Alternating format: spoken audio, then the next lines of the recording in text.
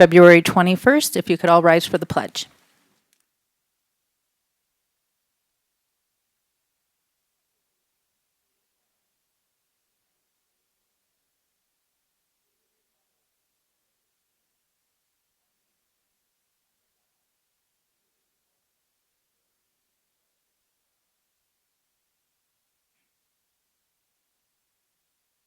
Thank you very much. Could we please have roll call? Barbara Garcia. Here. Brandow. Here. Sitch. Here. Morris. Here. Nichols. Here. Sadu. Here. White. Here. Thank you. Welcome to all of you. Just a reminder to board members, please make sure that you can hear yourself through the speakers so that we know that the voices are recorded clearly. Same thing if you're here for public comment, please make sure that you can hear yourself coming through the speakers. Otherwise, we just will not be able to pick it up on the recording. If you are here for public comment, we do ask that you fill out a card so that we can follow up as appropriate with your name and information on there. You do have 3 minutes to speak. We ask that you address the board as a full. This is not a place to address personnel issues, specific student issues of individual students. If you need help with any of that, please get with us after the meeting and we can help you figure out who you need to speak with. At this time, we will move to 4, which is our consent agenda. We have the January 16th, 2023 minutes, January 24th, 2023 minutes, February 2023 personnel report, and January 2023 payables. I move that the Board of Education approve the consent agenda as presented. Second. Were there any questions, corrections, anything on that that needs to be noted? All right, could we please have roll call? Barbara Garcia. Yes. Brandow. Yes. Esich. Yes. Morris. Yes. Nichols. Sadu. Yes. Sorry. White. Yes. Motion carries. Thank you. We will move to 5, reports and information. Our student representative. It's good to have you back. It's good to see you all. Thank you. Hi, I'm Emerson Geik, and I'm the senior representative from Caledonia Student Council. I did this for a while last year, but this year I could not just because of my sports schedule, but I'm glad to be back.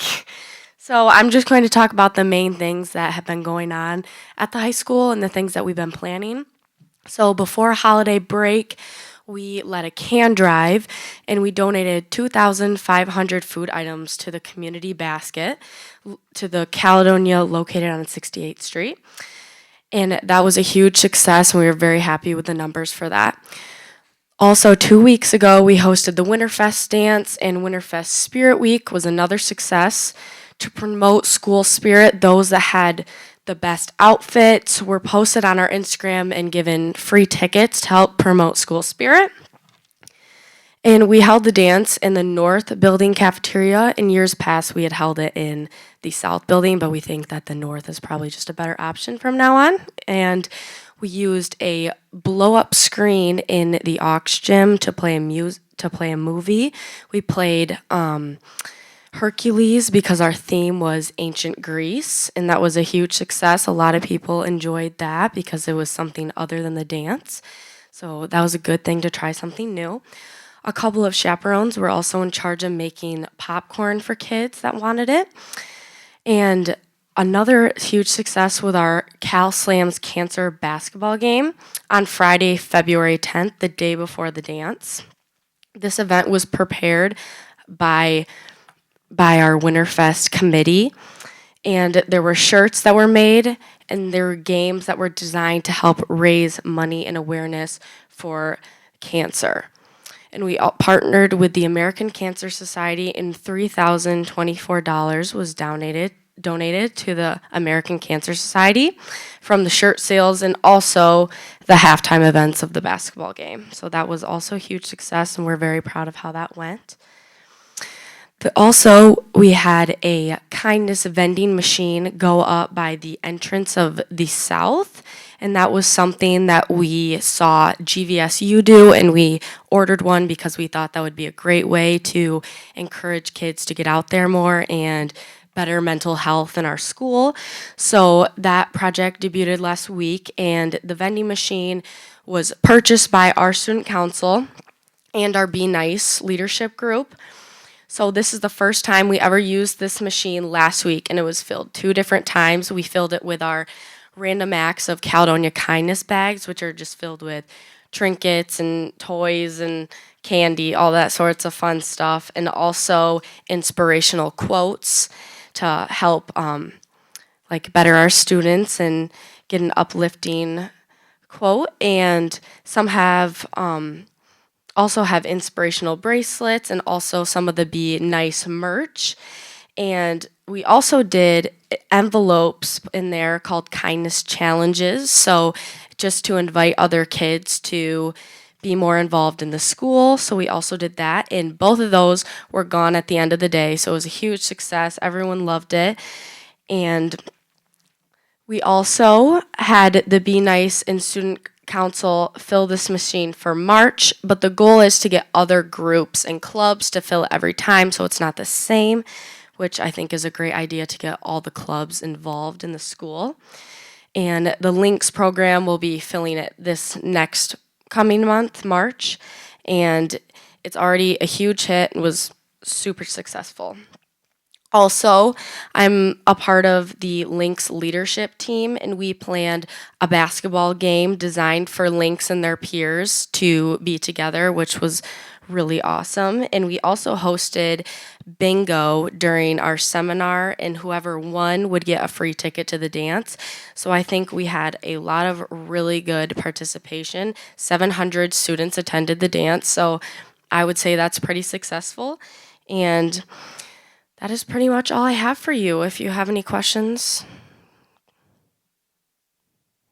Any questions? Thank you so much. Thank you. Yes.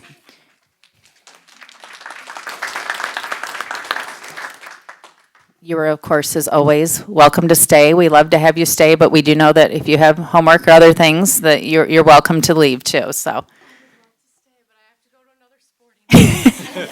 Well, you are busy, aren't you? We'll talk to you later. Thanks, hon. All right, on to 5B. We have the 98B Student Achievement Goals Progress with Dr. Diaz, Dr. Trober.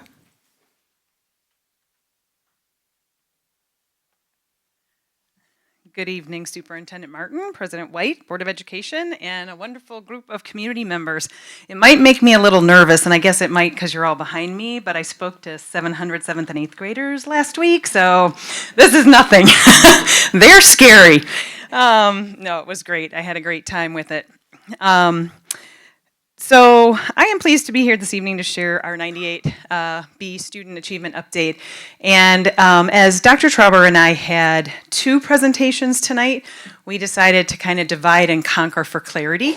So I am going to present the 98B information, and then Josh is going to provide the teaching and learning update when we do the strategic plan update a little bit later in the agenda. So as you are aware, Caledonia schools overall have done very well on our state exams and even shown improvements, while other districts have struggled to either maintain or improve scores, particularly over the past several years. This is a real point of pride for us.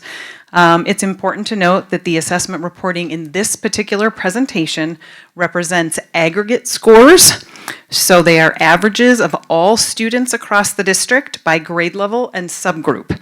No individual school or student level data with a group size of less than 30 is reported out. So this is a little bit different.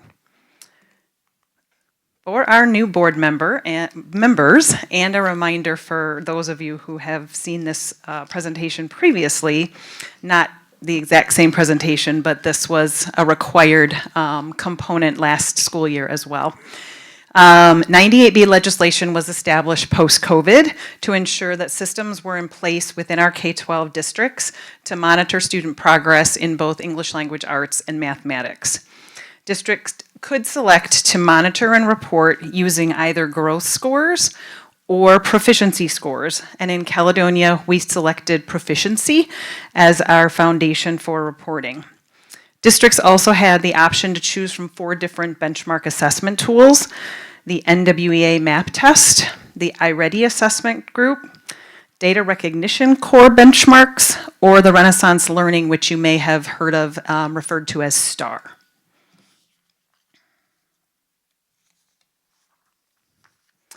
as has been previously reported, we did anticipate a dip in our assessment outcomes during 2020-21 due to several factors, some of which are obvious for all of us, but also things such as not all of our students tested. We had many students who were participating in schooling online, and certainly we would not have said that the beginning of 2020-2021 was a typical reflection of what we all imagine as school. However, we did not end up seeing the drop in 2020 in the fall that we had initially anticipated.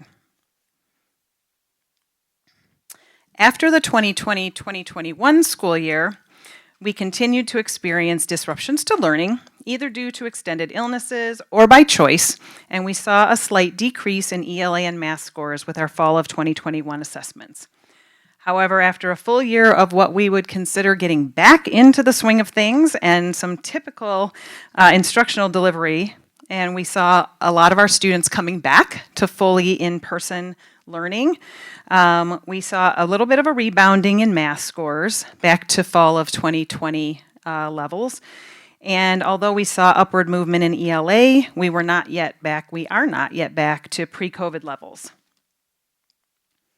So much has been done since 2021 to focus on moving students forward again and getting kind of back into the swing of things.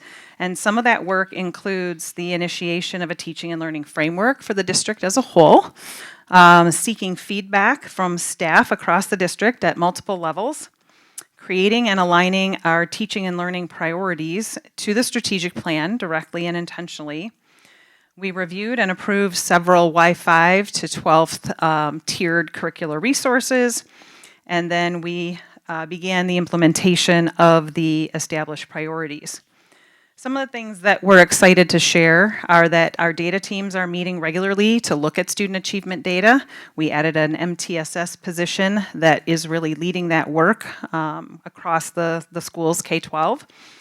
And we're working at the high school level to develop the plan to address our TSI rating, as you all are aware.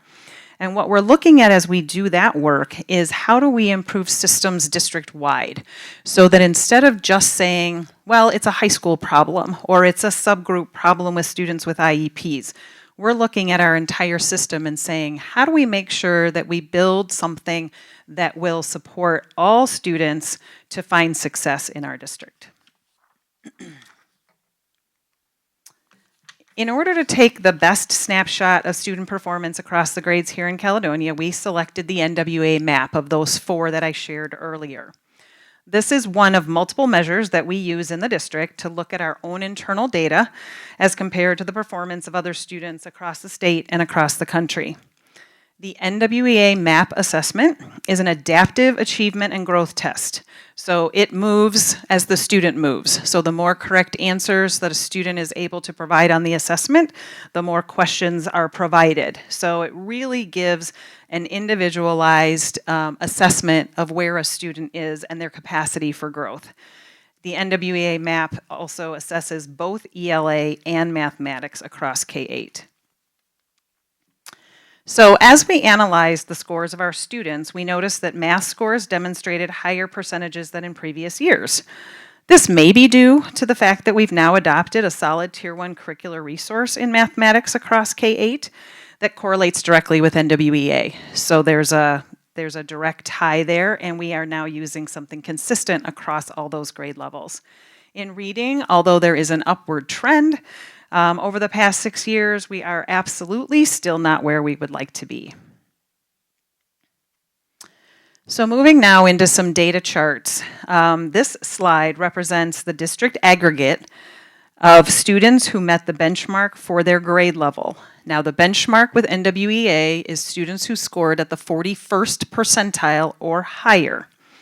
So looking at the fall of 2017, and then the scores in the resulting years each fall, up until this past fall of 2020, you can see the aggregate percentage of students who met that 21st percentile benchmark cut score.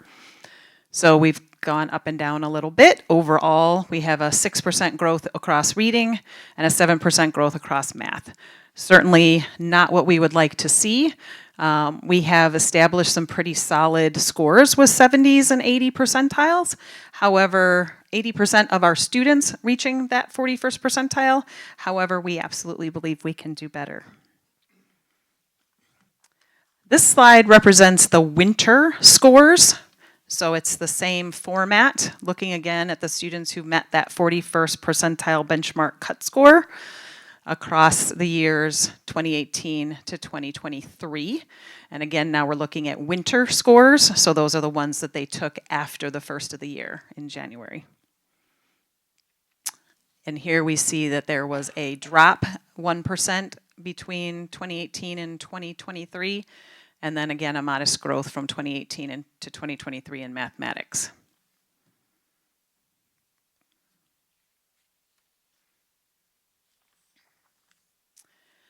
The next two slides show the percent of students who scored above the 50th percentile from 2017-18 through 2022-2023.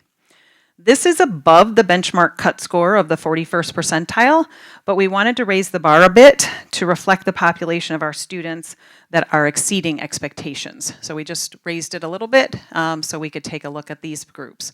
So if you're looking at the chart, you have for 2017-18 on the left, fall reading to winter reading, and then the change in percentile. So 62% of our students met that 50th percentile or above in the fall, and then 66% of our students met 50th percentile or above in the winter. And then for math, the same thing. So 2017-18, 18-19, 19-20, you see pretty consistent change numbers there. Nothing dramatically up or down. Again, not what we're wanting to see, but fairly consistent across the board. Moving to 2020, 2021, and through 22, 23, again, looking at those changes in the percent of students that are meeting that 50th percentile or above.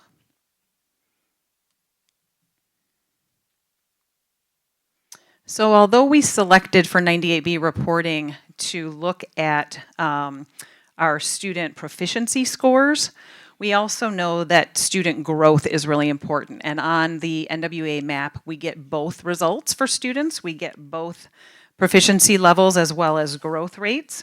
And so we wanted to share this particular information with you because no matter what our scores start, where our scores start in the fall, what's most important is that all of our students are growing, no matter where they start, growing at an expected rate.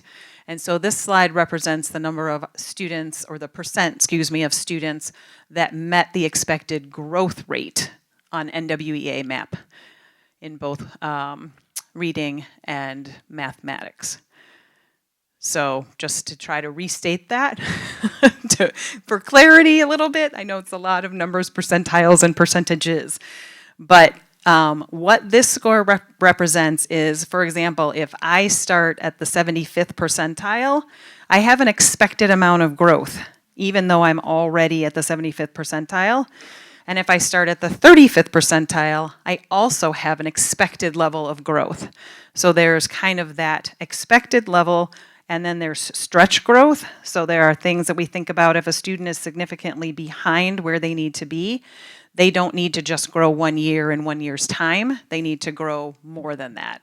So this represents the number of our students. Did I do that? Okay. That met that expected growth, no matter what their starting score was. Does that make sense? Okay. The last, well, I guess just to finish up on that, what looking at the data in both of these ways allows us to do is to look at both that proficiency level and that growth performance. It really allows us to dig into our strengths and weaknesses. Where are we hitting the mark and where are we missing the mark?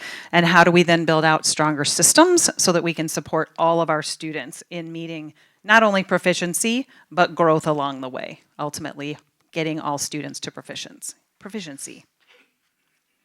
The last 4 slides, when we get those back up and running, and I think you, board members, you have those in front of you, but these last 4 slides break down the data by subgroups. And this, again, is a requirement of 98B legislation to not only report in the aggregate of all students, but an aggregate of all of our subgroups that have 30 students or more.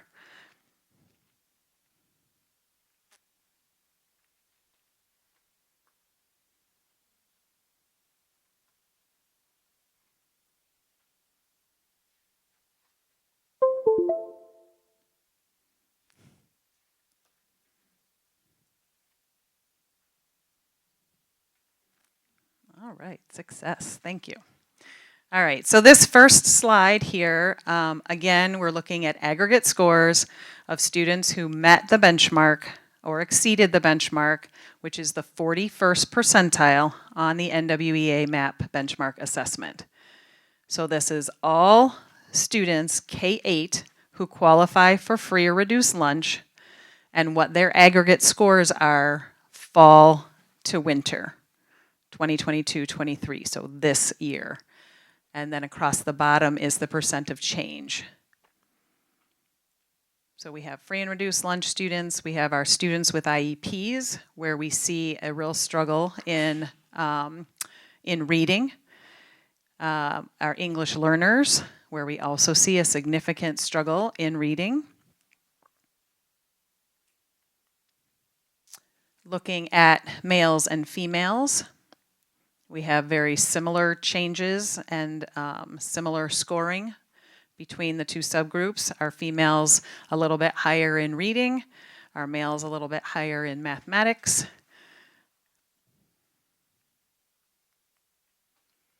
Looking at Asian, African American, and Hispanic subgroups, we have some significant concerns with the performance of our Asian students from fall to winter in both reading and mathematics.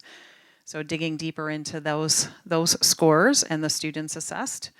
Looking at our African American subgroup, they made higher gains than any other subgroup between fall and winter in both reading and mathematics. Our Hispanic student population had a significant drop in reading, as well as a small drop in mathematics. Our white students had a drop in reading and a static no change for math. And then our multiracial students, or students who did not select an identifying category in the system, those students make up that last category of multi/unknown. And we had a decrease in reading there and a slight increase in math. And I think that, although this data is not what we want to see, what we do know is that we do have some bright spots in our data and that we are not where we need to be, but we have a roadmap for what needs to change and what subgroups in particular we need to focus on. And we continue to work on building out the systems in order to provide tiered supports across the grades for students in both ELA, reading, and mathematics. And we certainly look forward to sharing the fruits of that labor with you in June when we come back together. Thank you. And what questions might you have? Tim. I know this is a broad question, and how do you address the regression? Obviously going to be talk amongst the staff, but what do you see as the things that we can change to be able to turn this around? So in my short tenure here, what I am excited to see is a real investment on the part of our staff in making changes to core instructional practices. So for many of our staff members, differentiating for lots of different levels and styles of learners, it hasn't been something that's been a part of their ongoing training or even their initial education background. And so there's a real desire to make some changes. They're not happy with their data. And I think that's where it starts, kind of the owning of that data. I think about the work that the high school team did as they looked at how to build out new courses and what made the most sense as they looked at adopting curricular materials for students is we recognize that we have holes, that we're missing things. So how do we start building a better boat so that we're getting where we want to go with students? We've also invested a significant amount in interventionists through the ESSER funding, and that just started this year. So we're hoping to really start to see the fruits of our labor as we move through this year.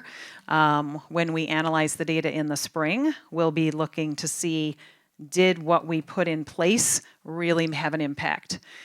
It is not unusual to see dips in winter scores. We kind of grab a benchmark or a baseline in the fall. We typically see either steady or a little bit of a decline in the winter, and then we typically see much higher growth in the spring. So we're hoping that we'll see kind of what's been our typical growth from fall to spring, as well as additional growth based on some of the systems that we're working to put in place. Additional questions? Thank you very much. We'll look forward to the follow-up. Thank you. At this time, we're going to move to 5C, which is the 2020 bond update.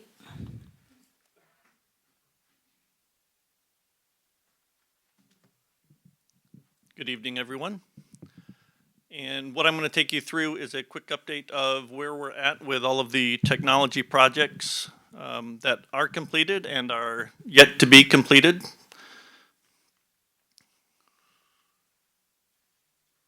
Come on.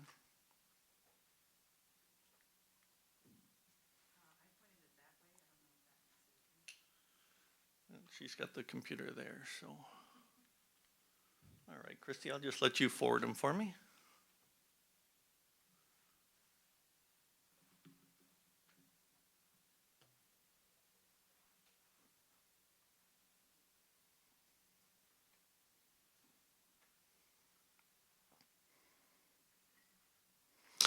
All right, so starting with the ones that are completed already, we have replaced our servers in storage at the district level.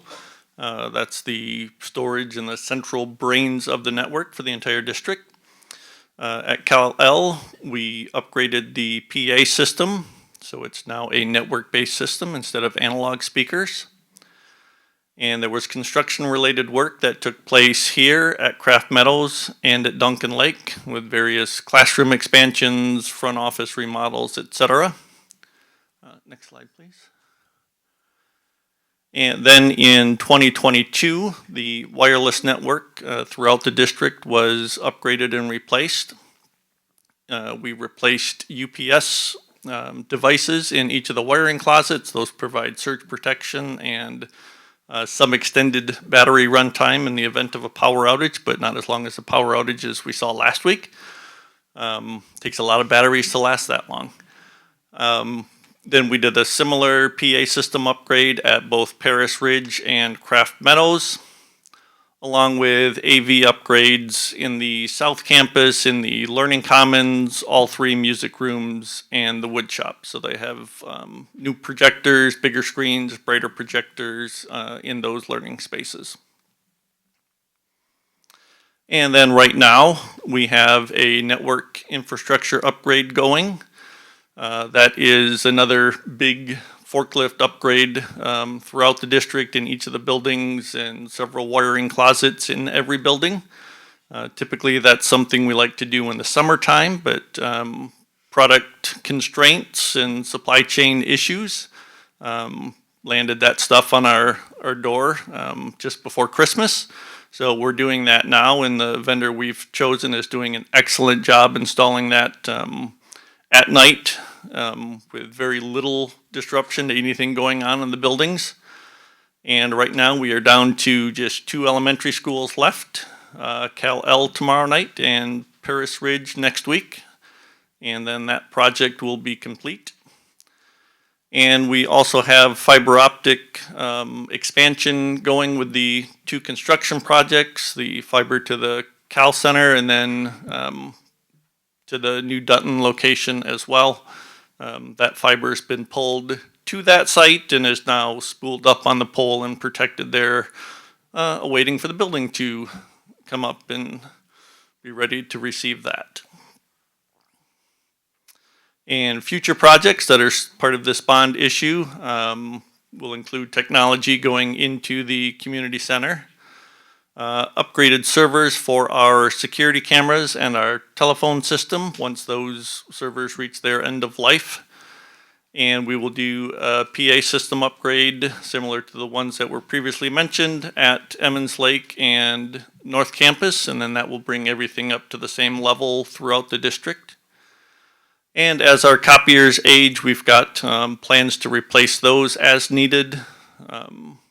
Those were all purchased as part of the previous bond, so those still have a few years left in them, so we'll make those last as long as we can. And then we'll have upgrades at Cal-El when classrooms are added there. We'll equip those with technology. And lastly, we have a data center air conditioning unit at Duncan Lake, which will be in need of replacement during this bond issue. And that's what we have for technology. Any questions? Questions from board members? All right, I think we're good. Thank you. Thank you. All right, we're going to move on to 5D, which is our strategic plan update with Dr. Martin. Whoever else is participating along with him.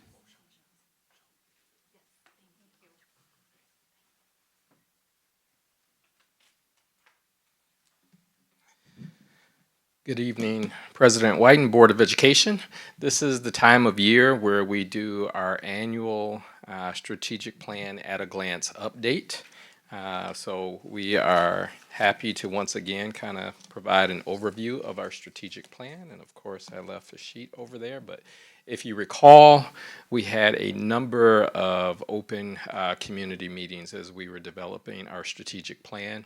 And I can't remember the exact number, but I think we had over 200 people in the community come out to participate. We also had opportunities for high school students, and we received about 1,800 surveys on different components that people wanted to see in our 5-year strategic plan. That occurred in the spring of 2019. And we began to implement the strategic plan in the fall of 2019. Some things we took a jump start on as we were heading into the summer, but the strategic plan was supposed to be run for the duration of 2019 all the way through the 2024 school year. One of the things that we are happy to report on tonight is our progress that we have made as we are in year 4 of a 5-year strategic plan. The plan was subdivided into 4 primary areas, and myself and the administrative team, we have all broken this down into the areas of teaching and learning, which kind of go along with one of our committee structures, whole child, whole community. So those two are together, and we will have a couple different people report on just kind of the key changes over the last year instead of going over all 118 individual tasks. Next, we will do the fiscal sustainability. And then finally, we will end with the organizational coherence. What we have been able to accomplish is an improvement overall in our performance. So if you want to scroll up to page 3, essentially, when you look at the number of items that were completed or ongoing, so sometimes it's a task that we do and it has a definite end date. So for example, when we talked about reorganizing to K4, 5, 6, 7, 8, changing our transportation zones, that had a specific end date. Other things are ongoing. So when we talked about revamping our communication protocols, updating our website, creating a district app, so some of those things we do, and then it will be identified as a light green as it's completed and it's ongoing. Not to say that it's always perfect, but it's something that we continue to work on. So when you look at this particular slide, what it shows you is that overall, we have completed or ongoing status for 87% of the projects in this area. For whole child, whole community, that has improved to 78% in the completed, 19% initiated, and 3% either not started or eliminated. Is how we look at that. For fiscal sustainability, 89% of the items are completed, with 4% initiated and 7% either not started or eliminated. And for organizational coherence and systemic improvement, 92% of the projects are completed or ongoing, with 8% initiated. So if you go to the next slide, please. Looking at that, how did that change over the course of just 1 year? Since we do this update every year, you'll see a positive 3% improvement in the completed area. You will see that the items that were not started has reduced from 16% then down to 13%. So that was a positive change, a change of 3% in that area. When you look at the other areas, we've improved by 6% in 6%, 10% in the next two categories. As it related to things that were initiated, we improved by 3% in one area. We improved by 10% in fiscal sustainability and another 4% in organizational coherence. And so if we quickly go to the next slide before I turn it over to the team. This slide just kind of breaks down that individual section. So without going through every single one, you'll see for teaching and learning, there are subsections within that. And so goal A, student achievement, goal B, academic options and opportunities, and then goal C, curriculum and program alignment. For the completed, we have 94, 50, and 50. I think what's important for the board to understand when you see goal B, 2 of the 4 objectives listed in this area were eliminated, meaning that I think, if I can recall correctly, one of them was like project-based learning. And we made a conscious decision sometimes as we were making the transition and coming out of COVID, that was not congruent to the direction that we were heading. And so we eliminated project-based learning. So when you look at this particular one in goal B, it will never get higher than 50% because those 2 items that were eliminated, and you can see in the long document, those items will not come back. So I wanted to point that out. Same thing with goal C. There was 1 item eliminated, and so the other shows 90% because there was 10 individual things in this section. And so that is how you would view the next slide when you look at whole child, whole community. You can see we're up to 85%, 100%, 80%, and then 33% with another 66% initiated in this particular area. Going to fiscal sustainability, almost 100% across the board until you get down to goal E, and we are at 50%, 17%, and 33%. And then last but not least, organizational coherence.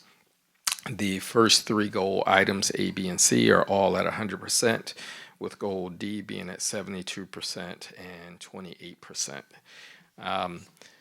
So all of that is to just give a high-level overview for the sake of the board. Again, you should have the full packet, which I can't remember, I think is only about 30 pages. And again, we won't go line by line, but each cabinet member will come and give kind of the key changes within that section that they want to speak to. And for each person, if you have questions for them or me, at the end of that portion, please ask before we go over to the next one. So with all that being said, and before I call up the next person, are there any questions regarding this high-level overview? Okay. Good. So at this point, I'm going to call up Dr. Trober, I believe, and he's going to start us out with the teaching and learning overview of progress.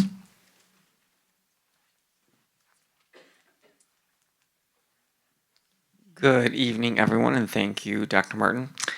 So what I hope to do is to scaffold what Dr. Diaz presented a bit earlier, knowing that there's a whole lot of connection to what she presented and what I'm going to talk about as well. And you have received a lot of specific communications regarding all of the different goals and sub goals, if you will. And so again, this will just be a high level generalization as to some of the additions or updates to what you may have seen or heard about in the past. As it relates to teaching and learning, you will never see above 50 in Goal B or above 90 in Goal C as referenced by Dr. Martin. That saddens me because I always love shooting for that 100%. Nonetheless, we are doing some really great things as it relates to teaching and learning. Our numbers, as indicated by Dr. Diaz, are not where we want them quite yet, but we are certainly coming out of a space that has taught us a few things relative to COVID and how to facilitate instruction to our learners in all of Young 5s through 12. So that being said, as it relates to Goal A, student achievement, just a couple of quick points here. We have set out to strengthen or implement specific aspects of the learning hierarchy, if you will, or the learning umbrella that we believe are going to create the changes which we want to see from our Young 5s through 12th graders. Specifically as it relates to ELA, we break down instruction, and so let me revert back before I dive into ELA. We break down instruction within a Tier 1, 2, and 3 format. And so we know that as most of us probably in this space, in this room, learned, global Tier 1 instruction is where we believe 80% of students should achieve the learning process. But there's also going to be learners beyond that 80% that just need more remediation, more instruction, and that comes by way of what we would articulate or suggest as Tier 2 and or Tier 3 instruction. And so knowing that we had some really good things in place last year and in the recent past, we really wanted to focus our concentration on Tier 2 and Tier 3, knowing that those subgroups of students that Dr. Diaz referenced earlier would really be captured in that Tier 2 and Tier 3 space.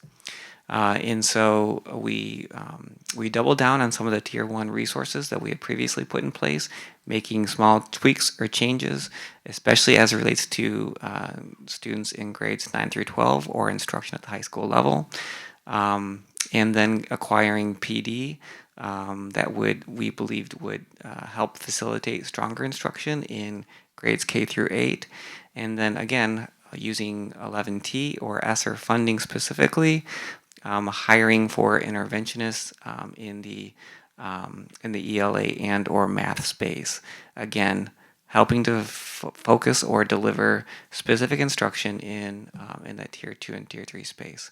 And so that gives you somewhat of an understanding as to what we believed we've done recently that has been strong, but then also how it might be further emboldened or strengthened through just small tweaks. If we then scale down to Goal B, and specifically as it relates to STEM or accelerated learning, that's an area we believe that we can further strengthen over time. STEM is something we delved into just before COVID. We said we're going to do really great things as it relates to STEM in the planning aspect of how that then draws in our community or makes connections to our community. But we also realize that there are some shifting dynamics that are requiring us to take a step back and take a look at what we're doing with STEM and how it connects to PBL. And so we've kind of redesigned some of the features of what we were doing relative to STEM, and championed design thinking as opposed to PBL, knowing that design thinking is probably more of a realistic approach to where we want to go with our 9-12 instruction, but probably scaling even further back beyond that to the middle grades and then eventually elementary grades. It's just an approach to learning by which we believe is going to be flexible or fluid enough to help support our learners as they engage in a world that is continuously changing. And then dropping down to Goal C, curriculum and program alignment. Really with in that area, we have set out to really focus on our assessment processes and procedures. I think I came to you earlier in this school year, maybe just in the at the end of the summer, to talk about some of the assessment practices we have taken on. And I think at that point there was some concern about how much assessments we'd actually had in place. So we are continuously looking at what we are doing there through our benchmark assessments, which was part of Dr. Diaz's presentation earlier, as well as our state level assessment processes or practices, and then also our formative, which is the ongoing aspect or feature of classroom instruction. We're taking a look at that and really want to make sure that we not only support our students with what they are required to learn with the teachers to help them gain information that's relevant to tweaking their practices in Tier 1, Tier 2, and Tier 3. But then also helping to ensure that we have good benchmark data or 3 times a year data that's going to help support that intermittent process, if you will. So formative, most assessment processes captured within classroom instruction, benchmark instruction, which helps to facilitate some changes in how we group tier 2 and Tier 3 students, and then with the end goal of making sure that we wrap instruction up to the best way we can so that we show really the great things that are going on in Caledonia with our state level performance. So that's just, again, a good overview where I believe that we've changed some things or emboldened some practices to help us gain further performance success for our K through 12 or our young 5 through 12 learners. With all that said, any thoughts, questions, comments, or concerns? Right ahead. So just a question about the kind of alignment of when we adopted the new CKLA curriculum. I'm sorry, you know I was going to ask.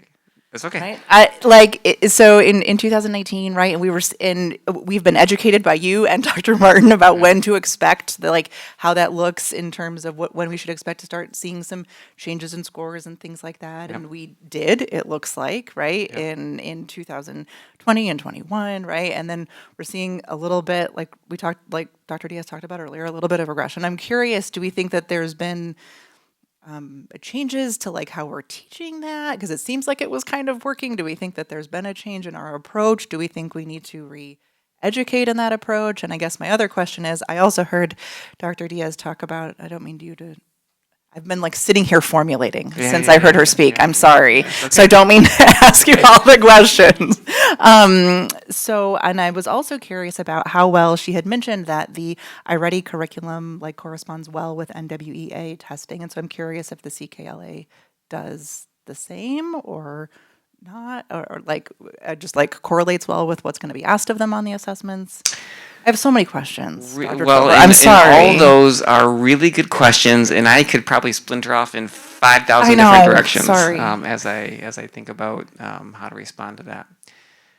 There is a reality with how we instruct learners pre-COVID and post-COVID. I think most of us have probably seen reports and or information that would suggest that there's just a different need that exists. So that's certainly a part of how we support or facilitate instruction to our elementary audience for the most part, which is the CKLA portion of the ELA Tier 1 instruction. And so we want to make sure to support, and I think that Ms. Dubison's going to speak to this in just a little bit, how we support the whole child, knowing that there is a lot of how we take in information and are able to process it from just being a whole learner. We're not just an academic learner. We're not just a social learner. We are learners in all breadths of what it means to exist in this world. And so there are just a different level of needs. There's different attendance by students, which obviously affects their performance. We want students to be in our classrooms as much as possible, but the attendance data that we have on file suggests that we just don't attend as well as we used to. And so that means we instruct differently than how we once did. That might mean that, there are students that are learning on screens differently than what they once did, or take in information in a in-person environment. And so there are lots of different features and aspects to the questions that you posed, and it's really good. But in short order, I would just say that we are continually understanding or processing what it means to be the best learning organization to all learners that we are responsible to provide instruction to. Certainly CKLA is a strong program, but we realize we need to scaffold that instruction differently now than we once did. And so that's somewhat of an answer to the questions you posed, but there's a lot of different nuances and layers to that that we are, again, continually processing and trying to sort our way through. It certainly means that we provide PD, or professional development, to our teachers and staff differently than what we once did. And so we're trying to engage in that layer of conversation as well. So great question, part of an answer, more to come. I look forward to the ongoing conversation. Thank you. Additional questions for Dr. Trober? Thank you. We look forward to hearing the ongoing work.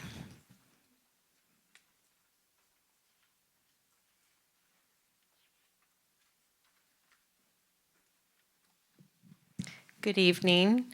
I'm privileged to report our progress in the area of whole childhood community, recognizing that many of the tasks in this area are truly outside of special programs and represent, in fact, efforts of our entire team, or whole team, to use that word.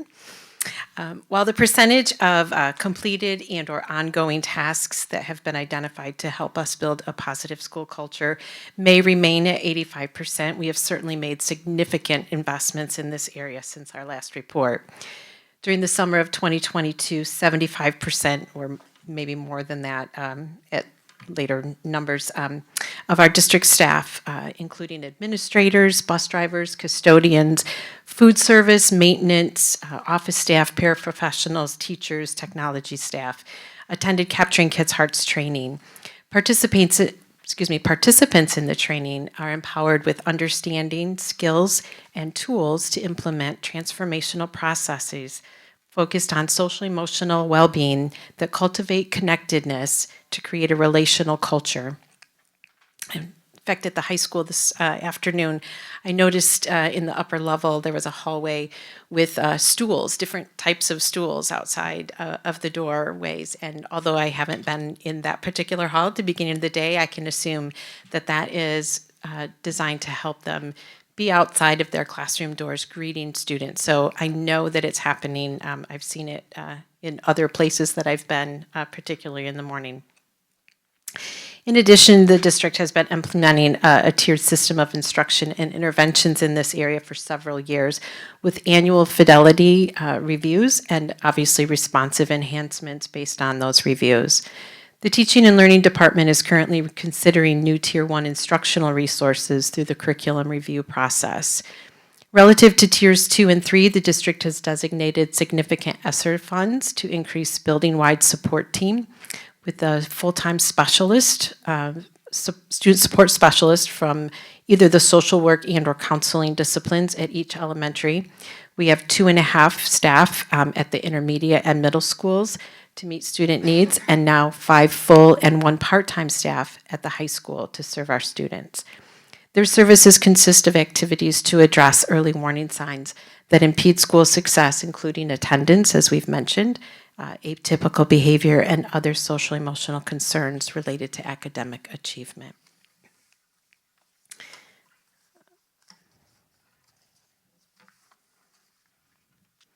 Specific to our comprehensive student supports and services, as mentioned previously, we've increased our staffing to support student needs. These individuals continue to enhance their use of data to help identify students for intervention and then to measure that student progress in terms of those interventions. We've continued our partnership with Alliance Counseling Group and have actually initiated a new partnership this year with Arbor Circle, establishing a full-time mental health professional at Caledonia High School. The partnership was made possible through a cooperative grant expanding, enhancing emotional health through the Michigan Department of Health and Human Services. We continue to address student health and wellness through the work of the Wellness Committee. The continued efforts of our 2 district nurses allow us to provide training to staff and resources for parents of and students with medical conditions attending our schools. As you can imagine, where 5,000 are gathered, there will be medical concerns. It's been a very welcomed added benefit to our families and to our staff and students. As a district, we continue to partner with our community and seek new ways to partner to support academic and non-academic goals. At the early childhood level, we are hoping to expand opportunities for our early learners through collaboration with the Great Start Readiness Program, or GSRP. We're also committed to working with Kent ISD and Grand Valley State University to grow our own students and staff who might be interested in pursuing degrees or higher degrees in the area of education. Do you have any questions for me? Tim? So the strategic plan, how has it been modified to better address the students' mental health, wellness, and how are we measuring that success? I don't believe we've changed the strategic plan, but we've certainly increased our efforts in the area of whole child, whole community. As I mentioned, we invested significant ESSER funds to increase our staffing to support student needs in the area of social emotional wellness. We've also instituted the Capturing Kids' Hearts training for all of our staff to, again, create that connectedness, that awareness of student needs, and again, to give them tools to address those needs. So through increased training, through increased staffing, I think we've enhanced some of the tasks that we had identified. Did that answer your question? Maybe you could speak to how the success of the changes is being measured. Sure. So we are collecting data, as I referenced as well. Each of our student support specialists or counselors is not only tracking the students that they serve at Tier 2, which might be a small group, and at Tier 3, where it's usually an individual plan of care. They identify a goal for their work with that student and then measure that. Obviously, collaboration with not only school administration and support teams in a broader sense, but also with our families, recognizing that our families play a huge part in addressing our students' needs in the area of social emotional wellness. Did that better answer your question?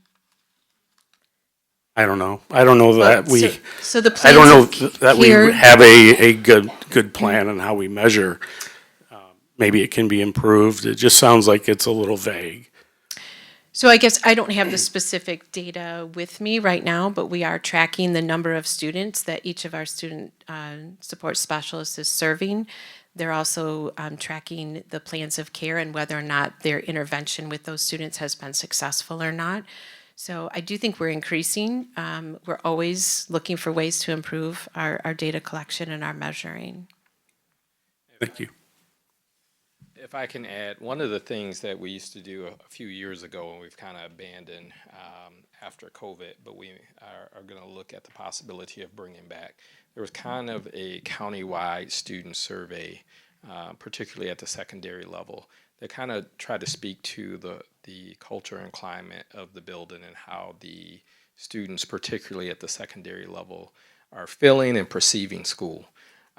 And for a number of reasons, that was kind of abandoned by us for the last 2 years.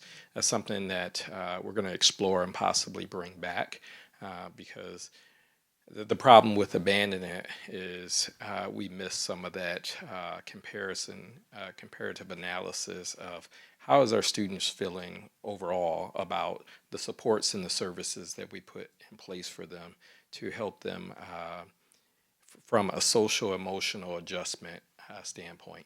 We can see what's going on academically, but without that data to cross-reference, we have a lot of question marks there. So that's something else that we're going to look at bringing back. I know a lot of districts continue to do it. We elected not to, but we want to kind of revisit that again as well, in addition to the things that Ms. Dubison mentioned. When does the survey information come out from KISD? Typically, it's more of a spring survey that we implement. So I think in some of the recent memos to the board, I kind of just shared some insightful stuff that we were hearing from kids all throughout the county. And it really just brought to my eyes maybe that, in some ways, worrying about 2 or 3 things, we missed a lot of other very rich data that would answer the question that Trustee Morris is bringing up. How do we evaluate and look at this year compared to others and how our students are feeling? So I think we got some work in that area, and we look forward to making some progress there. Additional questions? Jason? Yeah, just real quick. I just wondered if is there a relationship between your area and what we heard from the student representative on sort of like the kindness vending machine and Be Nice and the links and all of that, just in terms of that vending machine was geared towards a mental health kind of thing. So just curious if there was a relationship between those, or is it kind of like a separate thing? Sure. Those particular activities were facilitated at the high school. We do have Be Nice overseers, whether it's a building administrator or sometimes a counselor in each of our intermediate, middle school, and high school. Obviously, we have our administrators and our student support specialist teams working together in each of the buildings. So yes, there is a collaborative effort among those, for sure. Additional questions? Yeah, I have a question. You indicated that the ESSER funds from COVID were really the thing that allowed us to put in place these social workers and that sort of thing. What is the long-term outlook for those positions? I know they're listed as 1 to 2 year positions. Are we seeking additional grant funding? What do you anticipate the future of those looking like? That's a great question. So in the long-term scope, when the ESSER funds dry up, we're going to have to make some tough decisions about what we're going to keep and what we don't want to keep, or what we cannot afford to keep. So ideally, we believe that we need all those positions and more. Realistically, I'm not sure that that is in the cards because that was a significant amount of ESSER funds, so it allowed us to maybe fast track what might have taken 8 to 9 years in a typical sense to get there very quickly. I'm not aware of ongoing sustainable grants, so I will say that when we reach that point in about 2 years, we do believe that we will be able to keep some positions. I do not believe that we'll be able to keep all those positions, if I'm being quite frank, because it's going to take a number of things to happen over time. If there are some grants that come down the pike that appear to be more than just an initial, hey, get this started and it's going to disappear, then we're interested in that. If it's a lot of times what we see these startup grants, like, hey, we want you to hire all these people to do this, and then it disappears in a year. We probably won't pursue that if it doesn't have a guarantee or if it's not highly likely that it's going to be reoccurring, because we don't just want to set up our students and our staff for something that's unrealistic. COVID was just a different animal. We needed that staff in place. Over time, with enrollment slowly moving back up, with the ESSER funds being in place, assuming that we will receive more money from the state, that will give us the opportunity to keep some of those positions. But it won't give us the opportunity to keep all of those positions. And we're just not aware at this point of grants that's going to help us keep all those positions. So sadly, we're going to lose some of that support. Yes.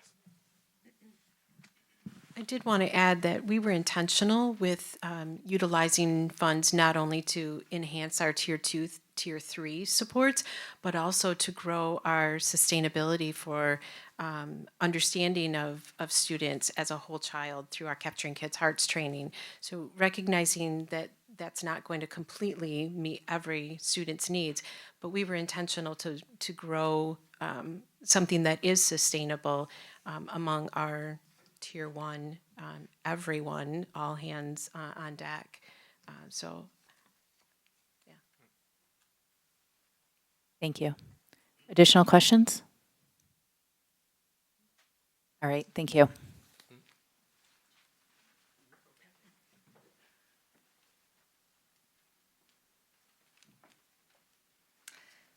Okay, so now I'll be sharing a little bit from the fiscal sustainability section. With the first goal within this section is all about reinvestment. So when we started with this strategic plan, there were many areas in our budget where we had reduced in prior years in the economic downturns and did not put things back in place in the budget. So over the years, we have been able to do some really good reinvestments.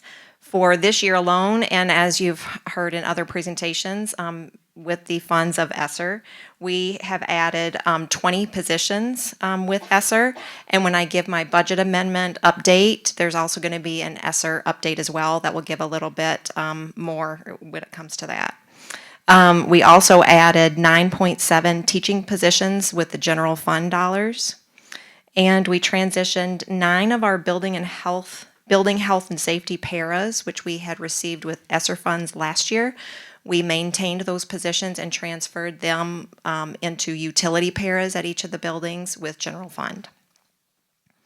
In the next area of operations, we signed an agreement with GRBS for custodial services at Duncan Lake and Craft Meadows.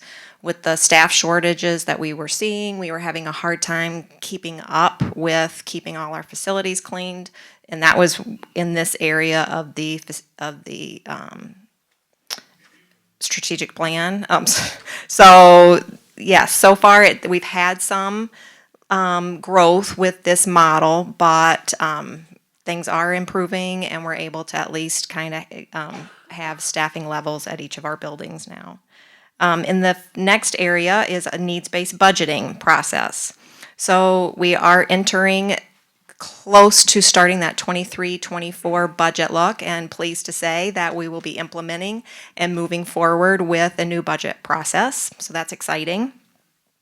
The next section is in multi-year operations and capital needs planning.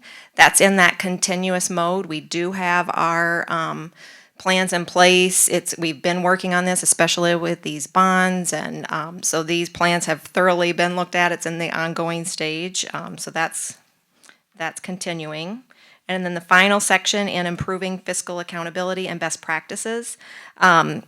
This area we did put a hold for this year due to the staff shortages that we've had in our business office. The intent with this is to do random audits just internally ourselves with the business office going out, looking at each of our different departments, buildings, programs, and just randomly auditing things, not to, aha, got you, but just more, are our processes being followed? Are there things that we really need to clean up? Just to keep that fiscal accountability and best practice. But this year we had to put a hold on that. But on a positive side, with the addition of the business support secretary, we are really looking at and doing an audit of our staff and staff costing. So really aligning, does each of our hourly staff that were hired and teachers at FTE, does all that match and align to the positions that they were hired for? Also with leave time, is that being monitored and requested, approved appropriately, and tracked? So we are really looking at that. So that's a benefit. So that's kind of a nutshell for this year. Any questions? Had a lot going on, we know. So any questions? How are we doing with the whole thing at Craft, and is that relationship proving to be what we hoped it would as a whole with the custodial? There's been they also were having some challenges with keeping staff as well, okay. But I believe that has seen, thank you. I'll step in for a moment. Both of the schools that GRBS is operating in right now are fully staffed, fully operational. We're getting very positive reports from both principals. So it, as predicted, takes a solid 6 months to get it really stabilized, but both accounts are working very well right now. Okay, perfect. Thank you. Questions? All right, we're good. Thank you.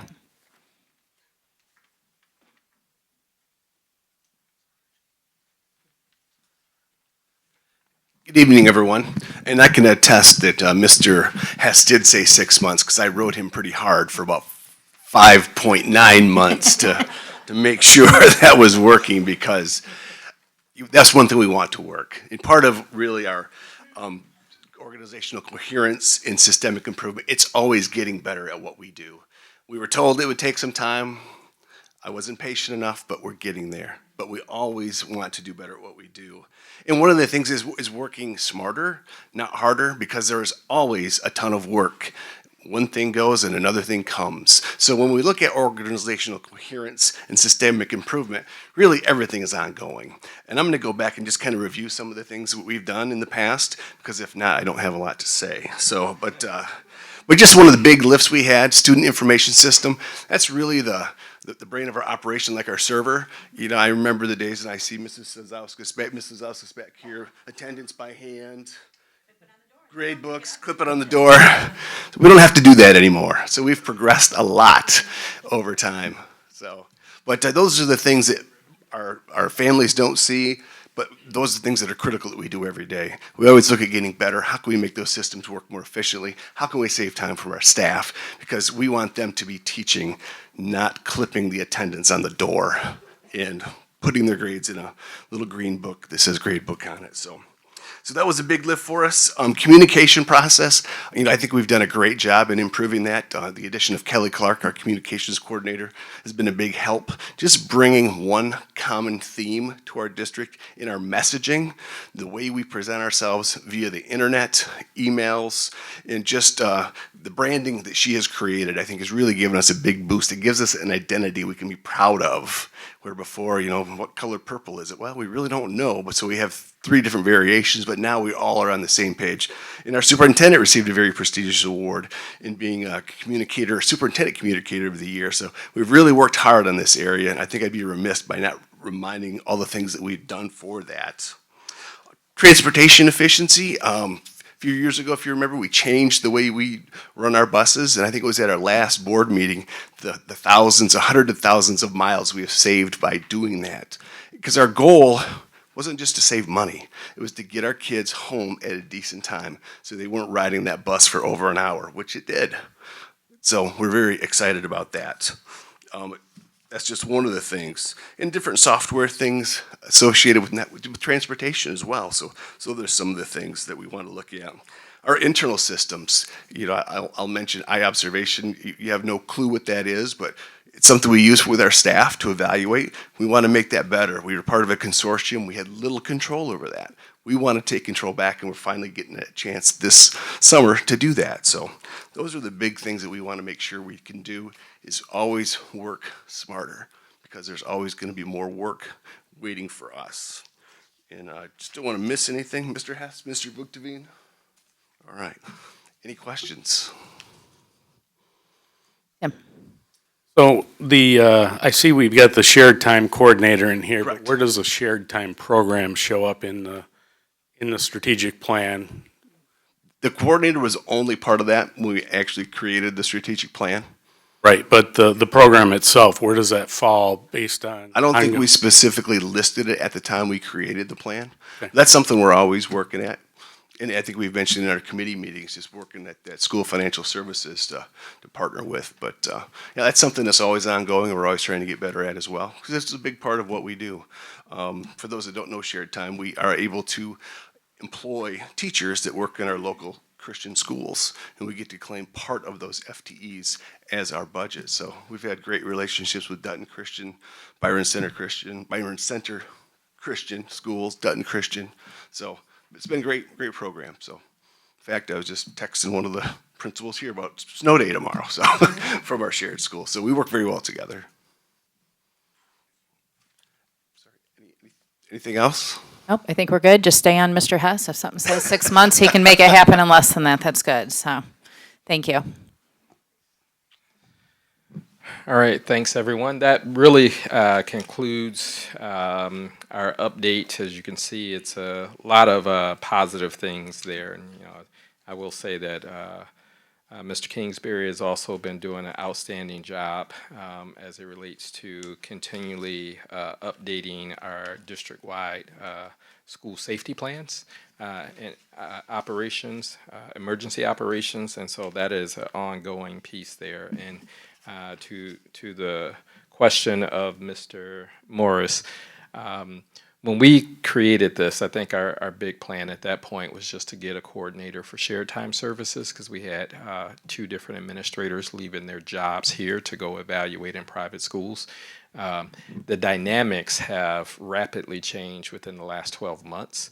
So that wasn't something that was put into our strategic plan. It's something that we can update because of those changing dynamics, we have to be a little bit more nimble. So, but that's just another example of things that may be outside of our strategic plan, and whether we like it or not is a reality that we have to deal with. So, unless there are questions for me. Somebody's got to do it, so I'm going to do it. As we approach the end of this one, when are we going to start sort of the next strategic planning process? Yes, great question. I think we probably would look at sometime in the either late fall or spring of late fall of 23 or spring of 24. There are still some things that I think we have to make a decision on. Are we going to do it? Or will we be able to do it between now and next school year? Or is this something that's going to have to be captured in a subsequent strategic plan? And how do we want to engage the community in a process? Because I think now that we are getting closer to the end than towards the beginning of the strategic plan, like 1,000 people want to like do this and do this and do that. And at some point, we want to try to stay true to the hundreds of people who participated the first time in the 1,800 surveys and the things that made this up. And we want to try to do that and finish that to the best of our ability with fidelity. But also, too, we still have a lot of things that's initiated that we need to go back and put some effort to make it more refined, to make it more systemic, to just to introduce it and then run off and say, what's next, what's next, what's next. We get to some organizational fatigue and we start to not do maybe some key things with quality. So I'm thinking in the best case scenario, it'll probably be late 23 to early 24 before we start the process. Additional questions? All right. Thank you. All right, at this point in time, we're going to move on to 6, which are our discussion items. We have 6A, budget amendments with Mr. Vries.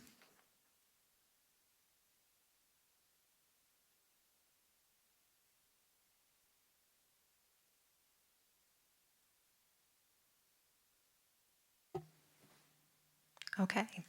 So we're looking at our first set of budget amendments for this fiscal year, as well as looking at an ESSER update. We did review this with our Finance and Operations Committee this past week, and also the detailed documents are in your board packets. But just at a big level, this slide shows in the first column is our actual audited numbers from this past fiscal year, 21-22.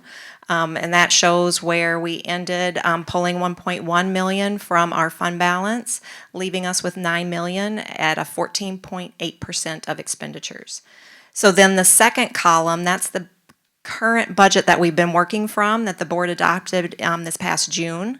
So that we were estimating to pull just about 2.4 million from fund balance, which would have left us at 10% of expenditures. So with this updated, amended budget, that's the third column there, we are trending and going in the right direction.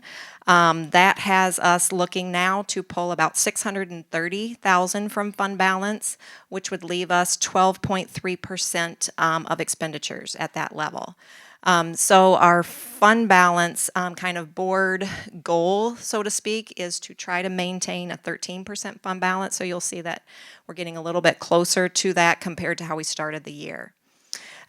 With this, so the last column is the change from our adopted budget to what we're looking at to implement after tonight's meeting. So the revenues section, so that asterisk by that 67,481,000, if you happen to print or from your board packet prior to late this afternoon, there is a change at the bottom. So it says that right now it says this includes 4.5, almost 4.6 million in one-time funds. The earlier version said 2.8. So as I was going through things, I needed to make that correction. So anyway, if you printed a prior version, it's updated now. This is the actual version. And we'll talk about that in the next coming slides. But I thought it was important, and you spoke to this earlier with your question as well. What about, like, these are one-time funds, and we've invested a lot of money with these one-time funds. And it is important that we look at that. So I wanted to highlight how much is in our budget currently with one-time funds. Then on the expenditure side, what our first set of budget amendments typically does, back in June, when we adopt the budget, we look at our existing staff, what do the increases, et cetera, look like. When we've added the positions that we've added, many of these positions we didn't know, so we were estimating what the costs were, et cetera. So this is really aligning the budget to what our actual costs are with the staff that we have in place now, as well as any other changes that have happened, additional grants that have come. So one thing, when we started the budget, we really didn't have the ESSER 11T grant built in the budget yet. Things were still unknown, so those are all factored in this budget here as well. So the overall net difference in the revenues, that 3.8 million swing in the right direction, that encompasses changes with retirement, the ESSER and other grant funds, property taxes, the property sale when we sold the piece of our property, which is also one-time funds, not included in that 4.5, that's additional. And then we had a prior year expense refund that was a little bit more substantial, and that's a one-time fund. So we made improvements, so we are looking to end the year a little bit better. We will do one more budget amendment in June that will get us even hopefully a little bit closer where we think we'll end the year. So this slide, I was hoping to just kind of highlight what are those recurring grants that we can expect year over year and the one-time funding. So on the left side, those recurring grants, these are more predictable. We've had them year over year. They're the Title I, the Title II, III, and IV, our at-risk funds, and our IDEA special education funds. These have been ongoing as long as like I can remember. These are more predictable. The variations, the amounts vary slightly depending on our student population, but we can pretty much count on these dollars. On the right side are truly one-time funding. And with the pandemic and these COVID funds, we've seen some astronomical, grants with these funds. So in all, we've been allocated $10 million to use over 4 years. And it started back in March of 2020, and funds must be spent by September of 2024. So in this 22-23 budget and fiscal year, ESSER 2, we are planning to spend just about $729,000. With ESSER 3, $1.6 million, and in ESSER 11T, $2 million. So if we kind of look at each of those funding sources that we are going to be spending yet, ESSER 2 is that first bucket, and we spent about half of it last fiscal year, and we're looking to spend the remainder of those funds in this fiscal year. And then these are the categories and areas where we've spent and are planning to spend and finish those up this year. It's in the areas of health and wellness, in mental health supports, professional development, and that is that Capturing Kids' Hearts that Ms. Dubison spoke to earlier. Air quality and HVAC upgrades, as well as the bus fleet camera system that we put on our buses. So the amounts in here and the categories are over the 2-year period. So in all, this is how we have spent and plan to finish spending these ESSER 2 dollars at the end of this fiscal year. Then we had the ESSER 3 grant, and the total allocation for the ESSER 3 grant was $1,664,000 plus $1,000. We spent just a portion of that in last fiscal year of $45,000, and the bulk of the remainder of this grant, we're looking to expend that this year. The remainder of $1.6 million, and completing that grant I am predicting by this year. So this grant, we were able to hire our middle school and high school teacher interventionists, provide Tier 1 curriculum resources, summer and after school programming, a data warehouse system, which enables us to disaggregate our student data to a broader and more deeper scope that we can actually make decisions moving forward with some of our subgroups, mental health support partnerships, and then additional student support specialists at each building. Then the other grant is with 11T, and this total allocation was $3.8 million. And with 11T, if you remember, this is the grant that we can only spend on those allowable subpopulations. So we're looking in this first year of spending about $2 million, and then next year finishing it up with $1.8 million. And with this grant, we are, so this year we're funding our elementary teacher interventionists that we added, then looking at next year, as many of those positions that we're able to maintain will also be included next year. Our elementary classroom teachers, we are looking to offset some of our general fund expenditures in this area because they are doing MTSS in the classroom. So we're looking to offset a little bit of their costs, which will help our general fund. We are mandated to provide a certain level of summer and after school programming. So that's also built in here. English language learner, teacher resources, translation services, student support specialists at each building, as many as we can, because in this year they're all being funded with ESSER 3, so hoping next year we can maintain some more of those positions yet for year 2. And then looking at a psych intern, speech pathologist, and social worker. Then we have one more grant coming, so we have been approved, but we do not have our allocation yet. In that the funds have to be spent by the end of this year. So we haven't estimated from what we've heard based on a per pupil funding. So I'm estimating, I put it in the budget of $242,000, but it does have to be spent by the end of this year. We presented to the board earlier, and our plan is to utilize this to also offset some of our elementary general ed classroom teachers as they're doing MTSS support. So this truly then would be just a help to offset our general fund. But it is built in the budget. And that is it. So what questions can I answer? Will you just remind me, you had mentioned that we were estimating about 10 million total in ESSER funding.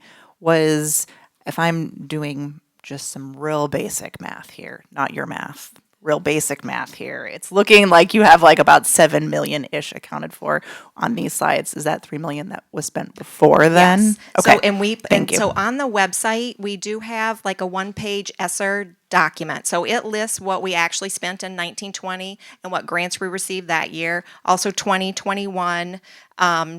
And so we're going to look to update that and provide additional known. We had estimates for 21, 22, but we know what that is now. So we're going to update that document and put all of this on the website.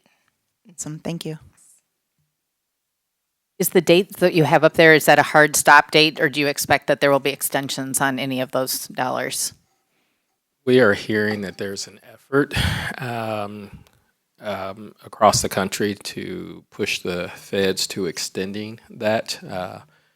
There are some districts that have way more money than what we have, and I mean, I realize 10 million sounds like a lot, but I mean, if you're talking about somebody who got some 100? 70, 80 million Yeah. dollars. So trying to spend that responsibly in a way that is cognizant that it will disappear is the challenge. So you'll see on one of the slides, and whenever possible, we had to stay within the bounds of what the grant would allow, but you see we did some things for air conditioning, HVAC systems, bus fleet cameras, professional development, anywhere that we could pay for some big one-time expenses that was allowable, we did, because we didn't want to set ourselves up for a huge cliff of people hired with no hope of being able to keep some of these positions. So there were some positions like, I'll pick on, let's say, school nurses.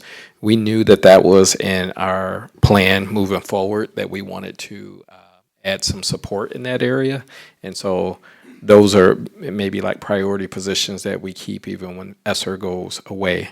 Some of these other positions, long term, we want to do that too. So very similar to, if you recall, when I first started, we had about 10 custodial positions short starting the 2018 year in the fall.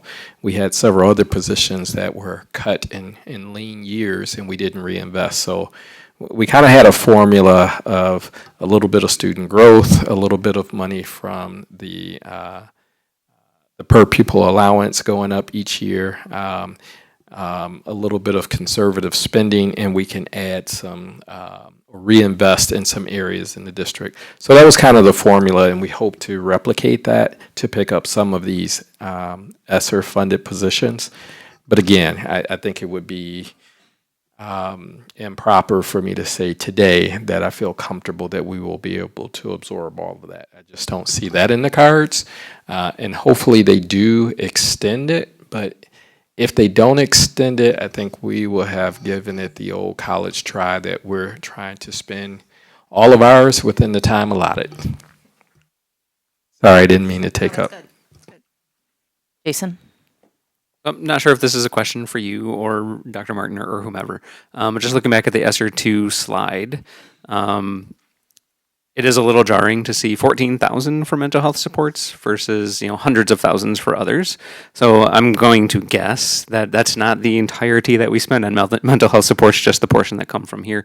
So I just wanted to make sure somebody had a chance to sort of clarify and talk more about that, because otherwise, looking at this in black and white, it seems awfully jarring. Yes, no, this is just specific to ESSER 2, and it's specific to the ESSER 2 portion that was the per pupil equalization grant. I recently saw a presentation that a cohort from actually Lowell had done and put together, and I forgot what they called the graph.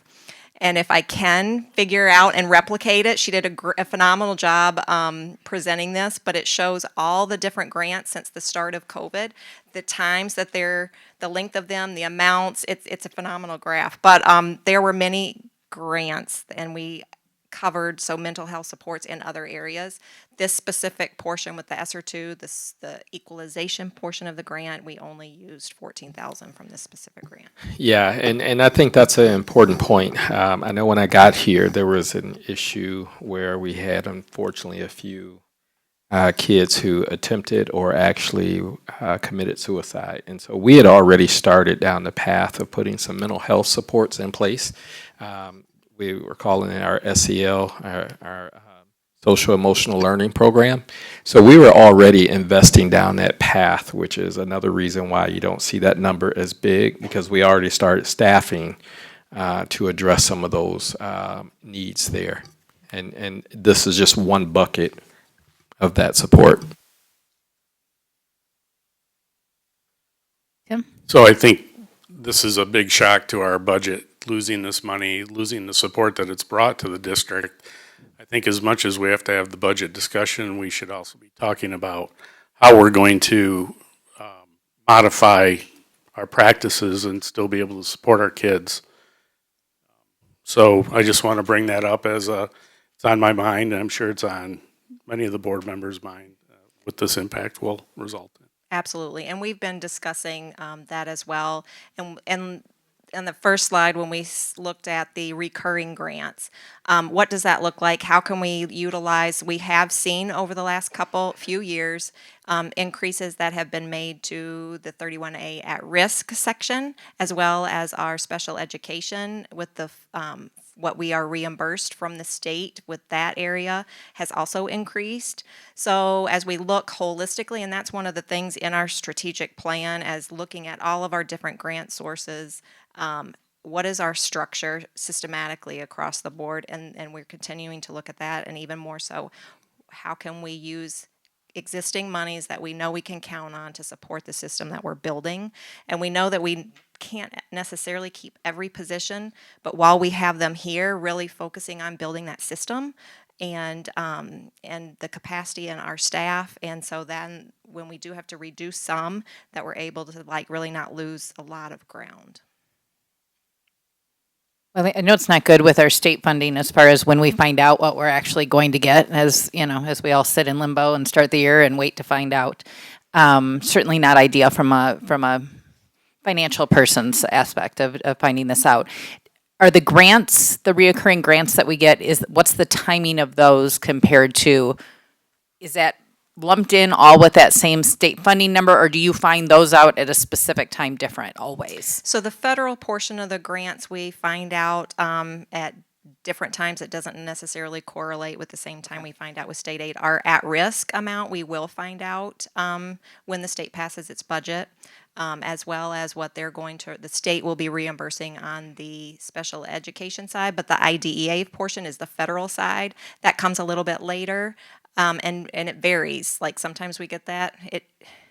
Trying to think, special ed, we usually get the IDEA allocation in June. So we do get that one typically in time.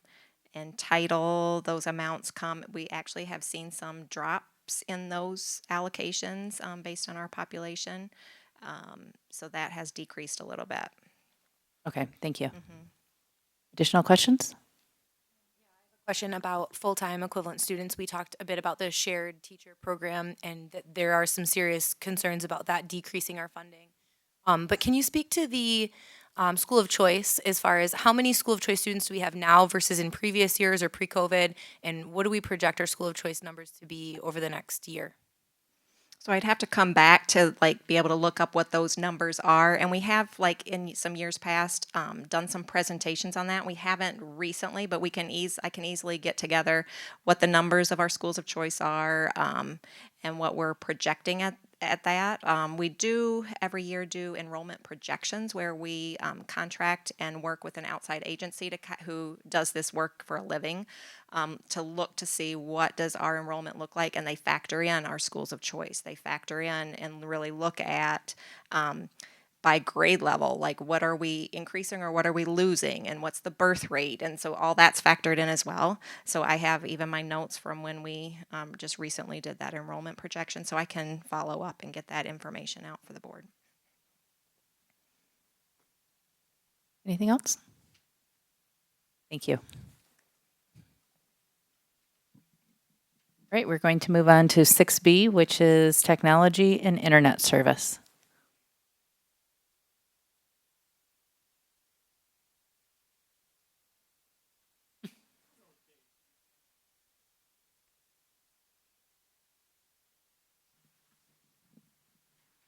There we go.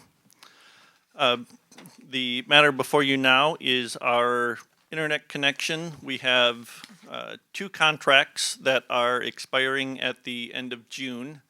And we actually have 3 connections to the internet presently.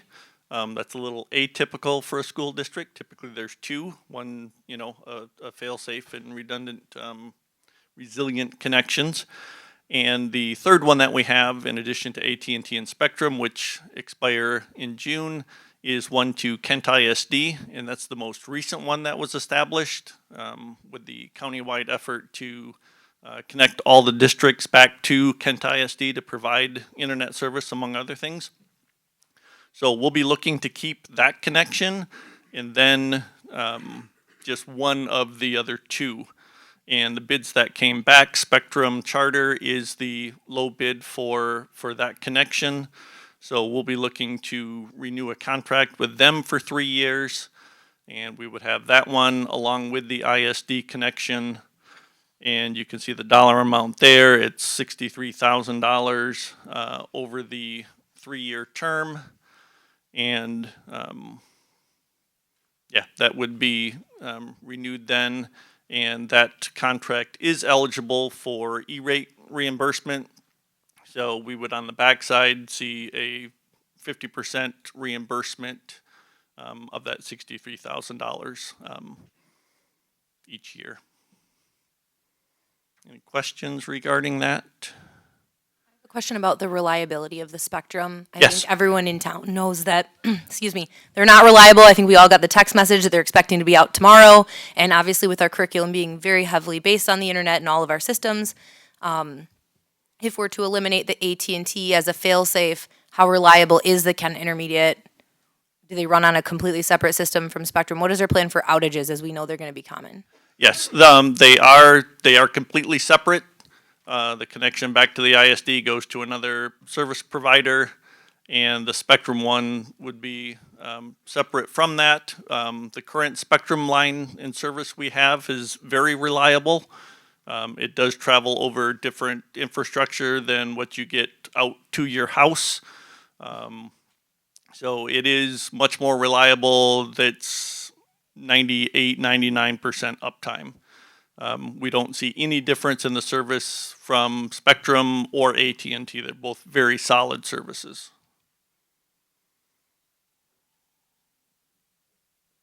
Tim?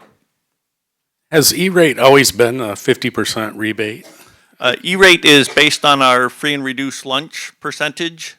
So I don't know over time what our average is here, Sarah, but okay. Yes. Additional questions? All right, we're good. Thank you.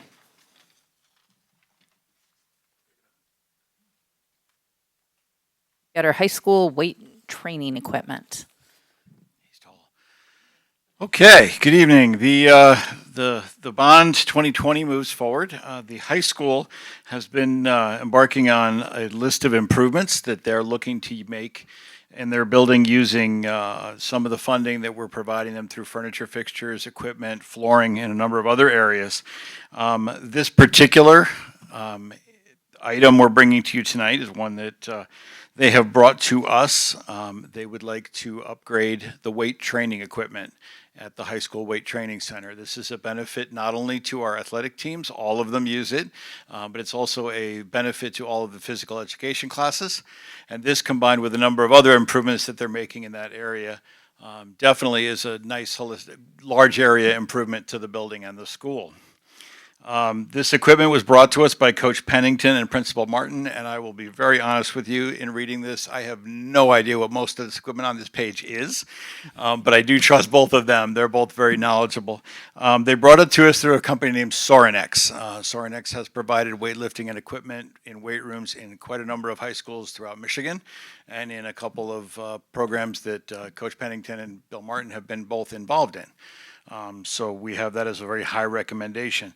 Pricing for this came through a consortium that we belong to, one of a number of consortiums that we belong to. So the pricing has definitely been bid, and it actually lowered once we identified the consortium that we were in with them. So we are recommending this, and this went to the committee last week, and we're definitely recommending this, and we're looking to vote on it later. Any questions about the system, or that I could look at this and say, yeah, that's a full arch with custom logo plate for, I don't know. Tim's got some questions, and you're probably, I just made mainly a comment. I did do some research on the company, and the equipment is a very good use of space. Very modular, very safe. I think that was they have a lot of safety features. And, it was impressive. As impressive as weight equipment can be. I did the same, actually. All the reviews, everything I saw on it as well, seemed like there was a... And they've been very, very cooperative with the process, so it's been a good experience all around. Great, thank you. Before we move on to our board and superintendent reports, I'd like to give a reminder at this moment that if you are planning on doing public comment, we do ask that you fill out a card and get that to us back in the back of the room. I think there's somebody back there to take your card for you, so that we have those before we start. We're going to move on to 7A, which is Teaching and Learning Committee. All right. The Teaching and Learning Committee meeting was a week and a half ago on Thursday, and we opened at 7:32 a.m. We started with Dr. Diaz and Dr. Trober by sharing some information about the upcoming mid-year data report that will include the legislative requirements of 98B, as well as general information regarding the mid-year progress of our students, K through 8. Next, we discussed the current progress of planning for summer programs across K-12. These opportunities are funded right now through a lesser 11T funds, which require students participating to qualify under federally specified categories. Although the programming is not quite yet solidified, the offerings will closely mirror those provided during summer 2022. And we plan to continue our partnership with the YMCA at the lower grade levels and provide opportunities for credit recovery for our secondary students. Our intermediate and middle grades will also be offered summer learning opportunities. Ms. Dubison provided information on ESY, which is extended school year, which is different than summer learning for students with IEPs. Our IEP teams determine if a student would benefit from additional educational services during the summer to maintain skills learned or provide continuity of learning for students. And again, this is entirely separate from the district-wide summer school offerings. The possibility of applying for the state CAHIP grant was considered. This grant would provide for a health facility to be placed into one of our schools to support healthcare access for students and families. And due to several reasons at this time, we will not be pursuing that grant. Dr. Diaz provided an update on the progress of planning at the high school in response to the TSI rating from the state of Michigan. Discussions and data review have been ongoing at the high school, and a meeting to finalize the draft plan will take place, or did take place, on February 13. Our ISD consultant will review the plan and support by applying for a small amount of grant funding if we believe the need is there to complete the present work. The Special Education Office has already completed and communicated a revision of the procedures for ensuring students taking alternate assessments have their scores accurately reflected in the state secure site, which is the OEAA. There was also a discussion around existing procedures for supporting students who have supported other students in dealing with trauma. Many reports are made anonymously through the OK to Say platform, but some students also report concerns directly for their peers to someone at the school, and they may need help processing those challenges of their peers themselves. All students, of course, have access to support services within the school, and yet we will still be adding additional processes for following up with those students who have reported concerns for their peers, as that can also result in a secondary trauma experience. Ms. DeVries provided us with a brief overview of the budget documents that were shared in detail tonight, and Dr. Martin provided an update on our shared time service provision, as well as concern brought up by a community member regarding PFAS in artificial turf products. We also had 2 community members who shared their concerns regarding the district's textbook adoption policy and process. Our meeting was adjourned at 9:45 a.m. Questions? Thank you. Thank you. We'll move on to 7B, which is Finance and Operations Committee. Thank you. Our Finance and Operations Committee meeting started at 7:30 a.m. Ms. DeVries presented budget amendments to the committee and highlighted changes that will take place. Mr. Hess shared his recommendation for commissioning of the community center, proposed fencing around Emmons Lake Elementary, stadium turf, and weight room equipment at the existing CHS weight room. Mr. Vukdeveen shared his recommendation for contracting with internet service providers, and additionally, he provided an update on the progress of technology updates funded through the 2020 bond. Mr. Kingsbury gave an update on shared time and the transition to school financial services. Concerns raised from a community member with the process used for rating and awarding construction management contract for the 2020 bond work was also discussed. Dr. Trober and Dr. Diaz provided an overview from the Teaching and Learning Committee. The committee also discussed the request to add an additional law firm that had been raised during January's regular board meeting. Because of the size and lack of public school experience, it was decided not to move forward out of committee with that request. Dr. Martin finished with a superintendent update, and we adjourned at 9:25 a.m. Any questions for that committee? Thank you. We will move on to additional board reports. When I got here today, I'll start. I did receive the Adopt a Road cleanup. So if you could just make note, I will send an email too, but the first dates are April 29th to May 7th. That we will look to coordinate sometime during that time frame to make that work, and I will send an email with the additional dates on that. We were also looking to schedule a board workshop date, and we will put on the agenda the committee meeting as far as structure or reporting out on that. Okay? You're referring to the video recording of the committees. Right, minutes or however, that can be a discussion Right. for that. Yep, Okay? thank you. Yep. All right, any other board reports? All right, we will move on to superintendent report.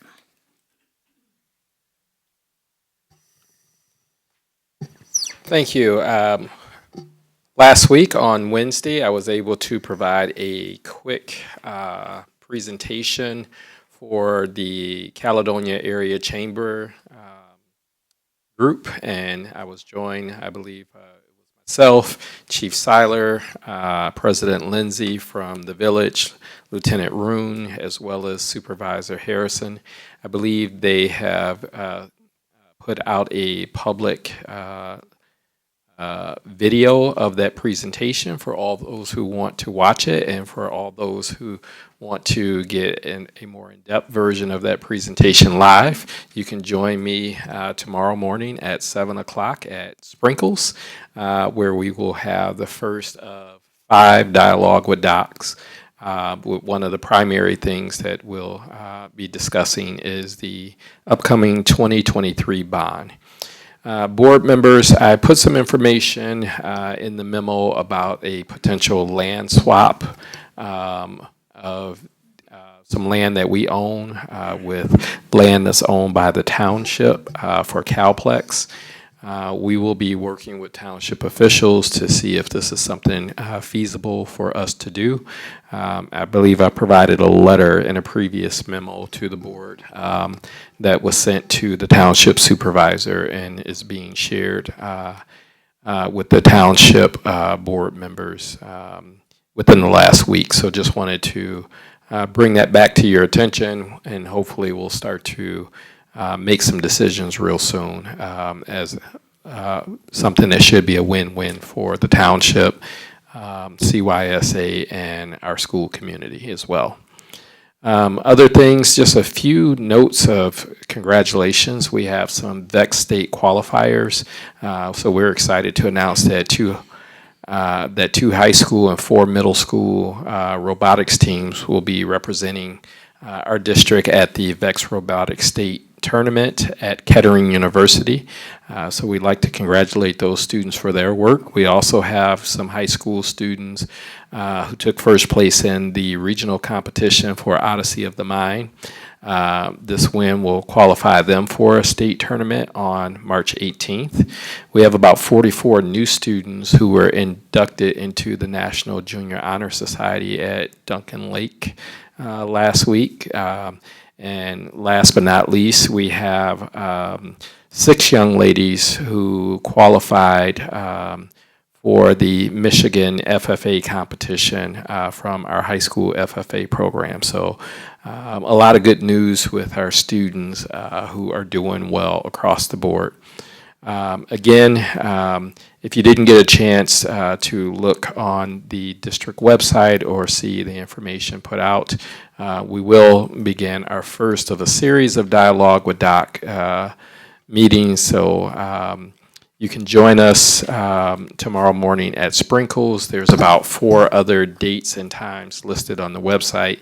We'll also be doing one for the Senior Center coming up real soon. And I think that's all I have for tonight. That's it for now. Thank you. We will go on to public comment. If you haven't turned in those cards, please make sure they're turned in at this time. First, we will have Judy, followed by Walter, followed by Pat.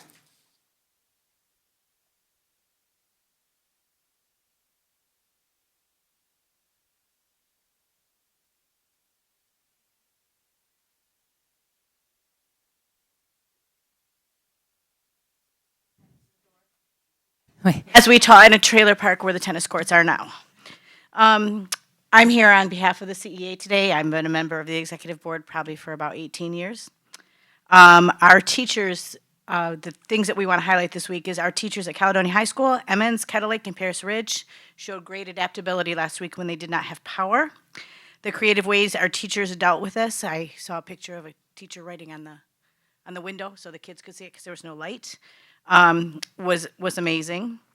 At Duncan Lake Middle School, which happens to be my favorite, our student council leader, Mrs. Belote and Mrs. Kane, worked amazingly hard with their students, and they did a great Fall Fest week in conjunction with the Winterfest. The kids put on a great program. Also, our FFA team qualified for state under the lead of Stacy Bowden. Yeah, Bowden. We have Bowman and Bowden, it gets confusing to me. The DLMS and high school creative writing teams, also led by Jesse Belote, competed in their regional tournament over the weekend, and they took 4th, 5th, and 7th place in their divisions. Out of 17 team totals, 11 of the 16 writers qualified for the state tournament in May. At Craft, Stacy Youngcraig and Jeremy Geardis' classes created Valentine affirmations. For each member of the class, students were able to read kind, positive notes from 26 to 27 classmates, because this is their first year without a Valentine party. It's kind of traumatic. They were so excited to read each one, and it was kind of a great way to celebrate kindness.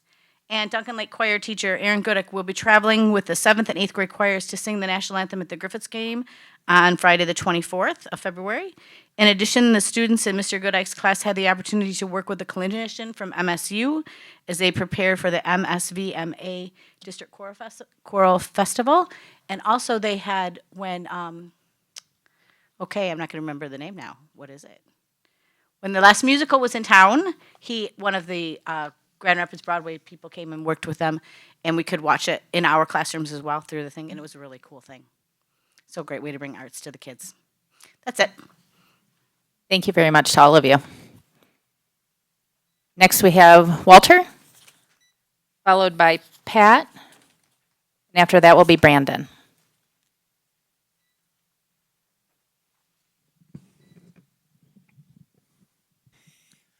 Good evening.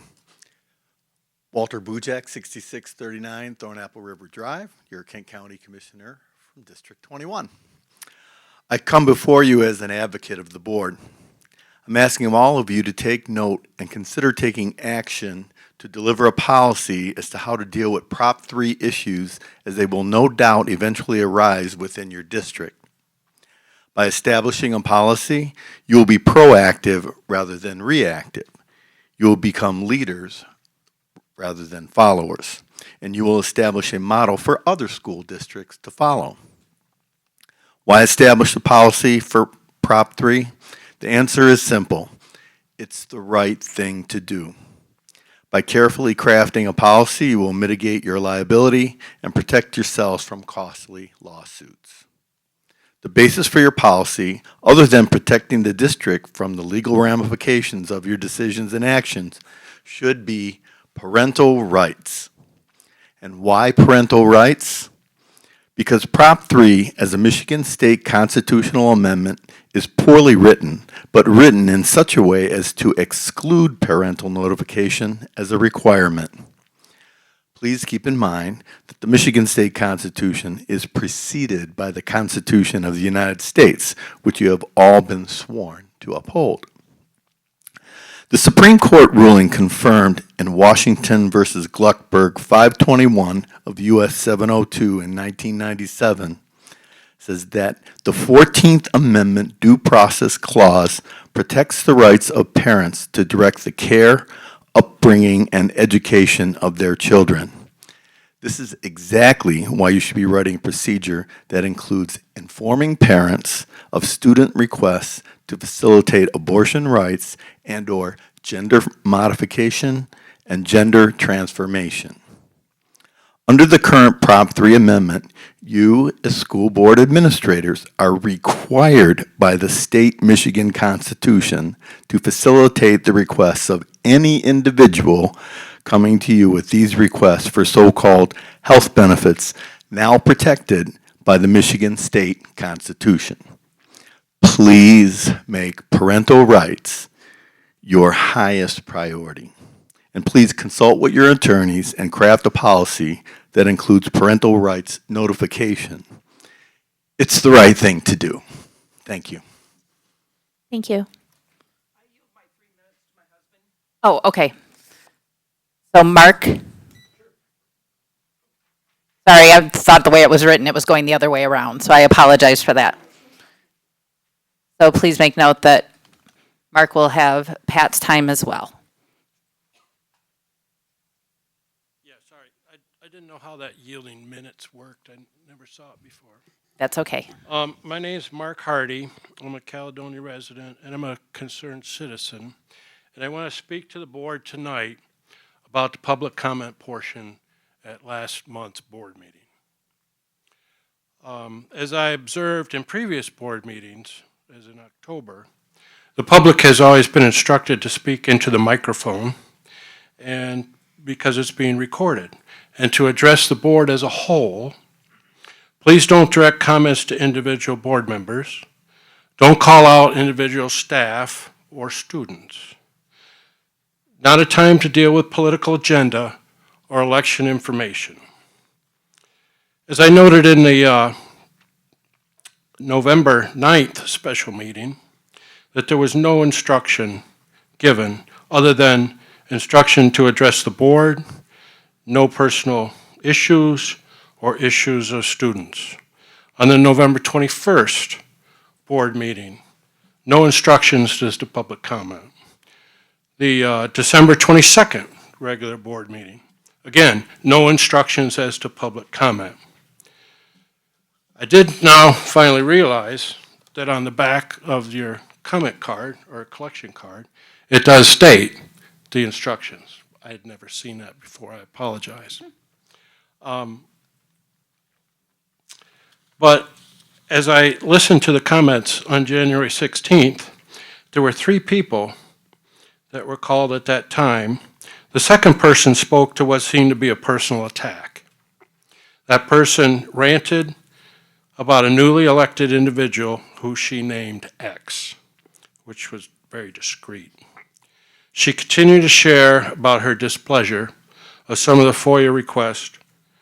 She was blocked, how she was blocked on social media, how she had screenshots proving re-elected board members had police reports on stolen campaign signs, and there were several other social media topics that she seemed to feel that she wanted to talk about.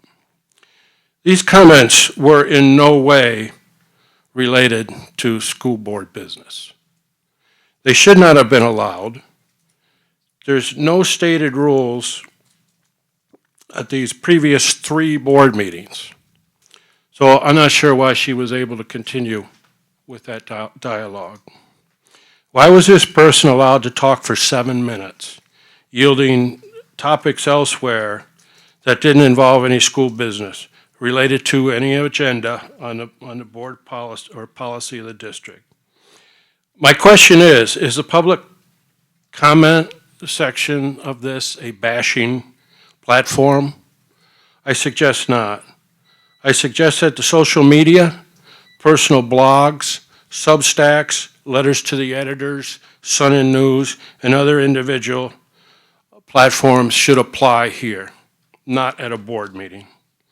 As much as I support freedom of speech and the First Amendment right, I object to this behavior. It should have been stopped. It should not have continued for over 7 minutes. It seemed personally directed, abusive, and irrelevant to school business. The president has the power to call to order and object such behavior. I realize that you got a big job here. I was a little overwhelmed by all the slides and numbers, and I know this is kind of a moot point, and I'm almost embarrassed to talk about it. But I really think that as a board, you should evaluate and improve how the public comment is addressed, and to not allow this to happen again. You know, the last election proved some things. There was people elected, and there was some change, and people wanted change. And if you're going to continue to be a board that the people want to support, you're going to have to respect the rules of order and not be able to allow this kind of thing to happen. And I know going forward, there's going to be a bond issue, and I think it'd just be a good time to reevaluate the trust that needs to appear from this board. No politics should enter this school board meeting, not to continue and not to go on. These are the types of things that hurt the credibility of the board. People want to trust you all, and when this sort of things happen, you lose accountability. So I just want to make note of that. Thank you all for your time. Thank you. At this time, I'll ask Brandon, then James, then Mallory.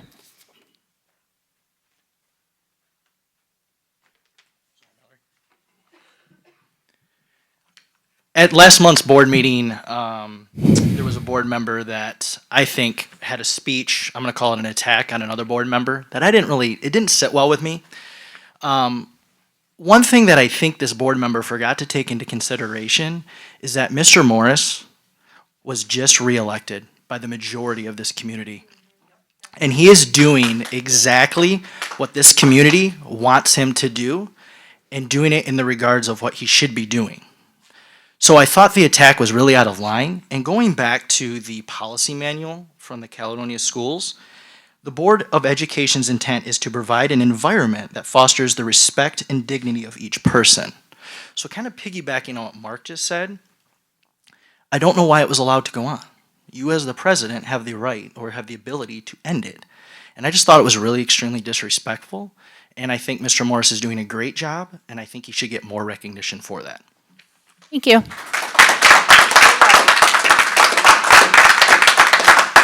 Next, we have James, followed by Mallory, and then Robert.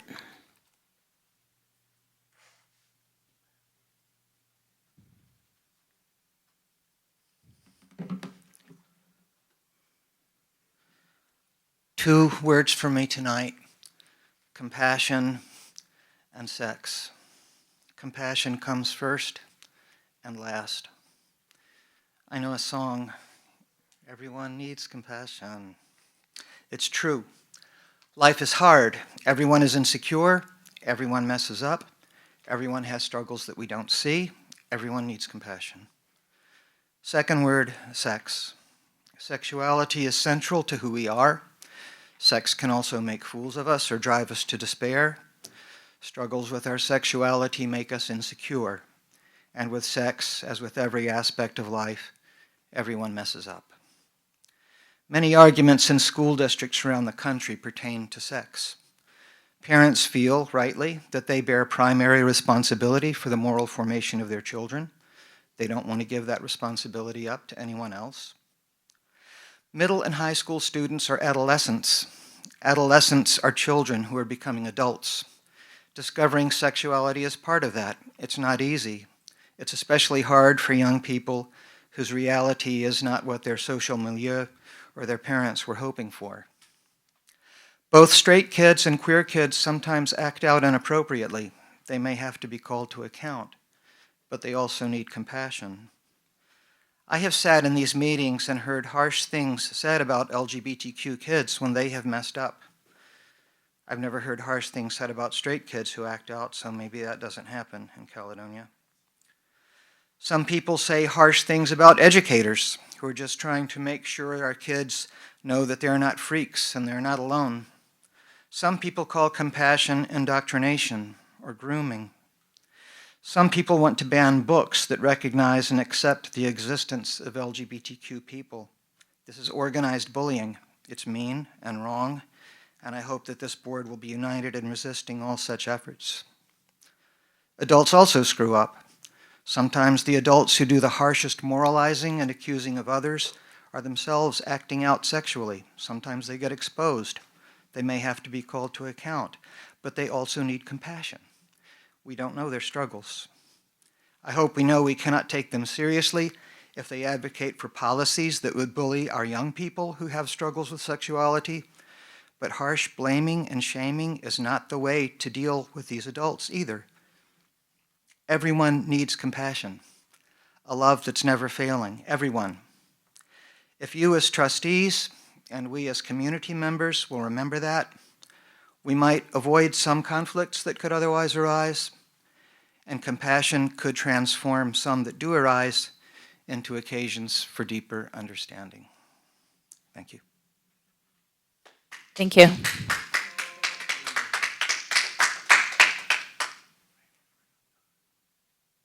Mallory, followed by Robert and then Angela. Hello again, and thank you for being up here.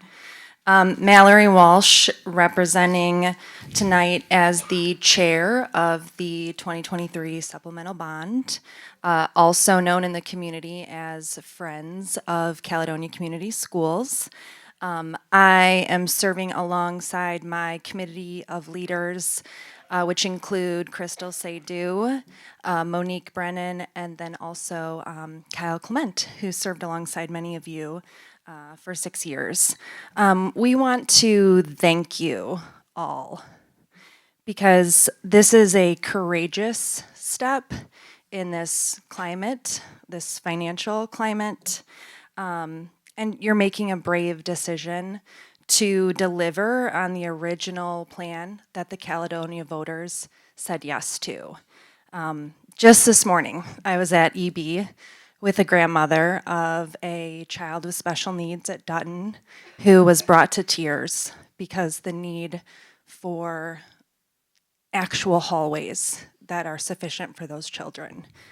Conversely, this afternoon, I was in a Baseball Softball Association meeting where we are trying to figure out at Calplex how we can host the 700 youth that are signed up for baseball and softball alongside all the other sports that happen there, trying to plan out our celebratory opening day and how parking is even going to be possible for that one league. So that said, we all know the need for this supplemental bond to go through is there. And hopefully everyone in this room and everyone in Caledonia knows that it can happen all without raising the tax rate. So that said, I just wanted to thank you, because myself and the other 3 folks who are helping lead this charge are working tirelessly on this effort. But I know many of you are doing things behind the scenes, and I appreciate that a lot. So with that said, I just wanted to invite everyone in this room. This flyer will be on the side if you'd like to get involved with our efforts to vote yes on May 2nd, or through your absentee ballot. We would love to get you involved. So thank you all. Thank you. Next is Robert, followed by Angela, and then Amy.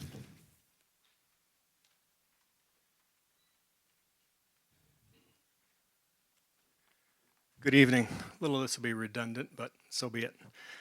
George Washington said the following: "We hold self-evident that government officials, lawyers, and judges are not the creators of our rights. Our Creator endowed these rights to we, the people. Our Constitution recognizes this, restraining the power of the federal government and preserving the liberty of the people. This gets to the heart of the fact that our country was based on the principle of subsidiarity. And that means what the lowest social organization can accomplish by their own initiative and efforts should not be taken from them by a higher authority and deprive it of its competence. The family unit is the most basic social institution, and higher government authorities, such as public school systems, should not have the right to co-opt that responsibility when the parents are able to do so. The school board has the duty to support parents in their desire to educate their children in a way that's consistent with their wishes. In the recent school board elections, our community echoed this desire by electing all 3 new board members precisely because they believe this principle and responsibility is fundamental." How'd the sitting board members and some educators react to the voting voice of the Caledonia community? You allowed a board member to denigrate a voter-endorsed returning board member and then stripped him of his treasurer position. You voted yourselves all the other positions so that these 3 got no positions of authority. The president of the board allowed a community member and educators to fearmonger about the motives of these newest members, some of whom outright slandered a new member for more than 7 minutes without interruption, rather than limiting their comments to board and school business, similar to what we heard before. The president also accusatorily preached to the new members about speaking with one voice. And I'd like to add that the very reason we have 7 members is to allow for many points of views to be heard. That's the point of the board. Your own policy on board member ethics states that the board will encourage the free expression of opinion by all board members and seek systematic communications between the board and staff and all elements of the community. Those of us who attended this meeting to congratulate the new members were shocked by the obvious orchestrated beatdown of these same new members. I find it sad that a school board that should exhibit the highest standards of ethical behavior should act so disrespectfully to its own members and community that elected them. With that said, I pray this division ends and that the original 4 board members can get past their politics and biases to work together with the 3 new members to ensure educational excellence for all students at Caledonia schools. Thank you. Thank you. Next, we have Angela, followed by Amy.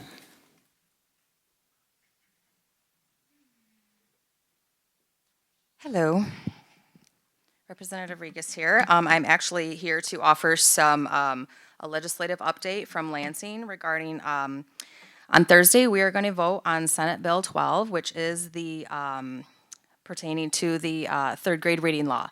I know that's been a hot topic in our communities, and I just want to offer a little bit of information on that. And also, I would like to leave my phone number at the end because I do want to hear from my constituents if anyone has any concerns or any further information or insights about the district regarding this bill. I'm absolutely happy and to take those calls.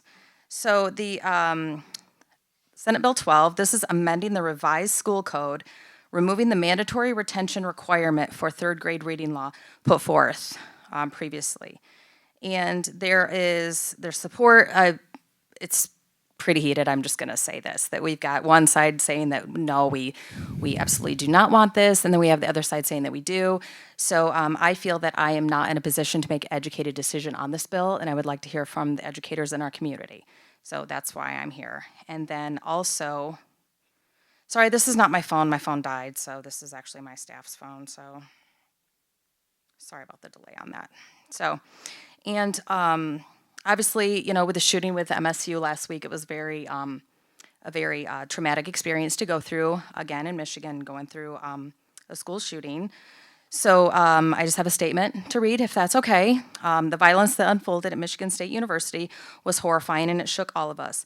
As we gather information to try to understand what took place, I'm particularly interested in hearing about what could have been done to prevent this type of death and destruction. One thing is clear, we must put solutions on the table as how we can prevent this from ever happening again and give our students a sense of safety back. And I'm committed to that. In fact, the Michigan House is already taking action to address specific problems identified in the wake of the 2021 school shooting at Oxford High School.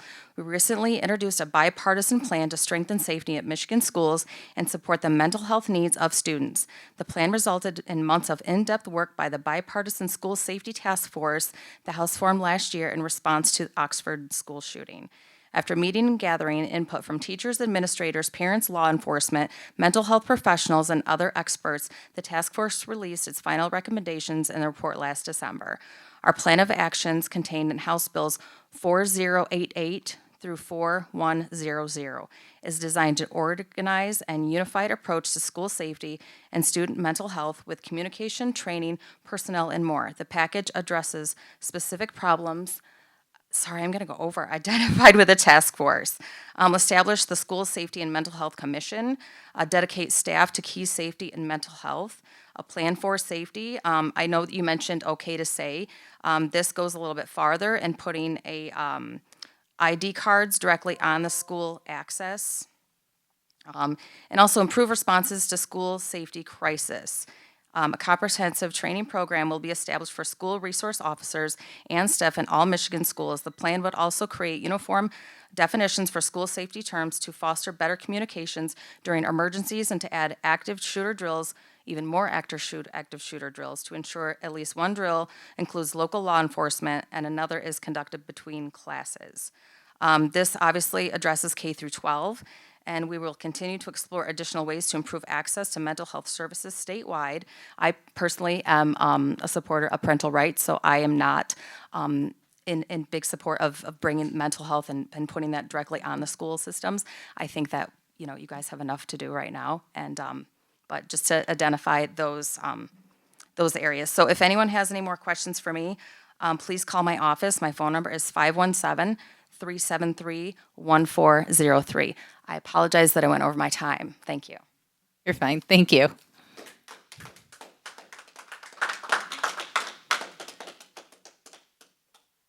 Amy?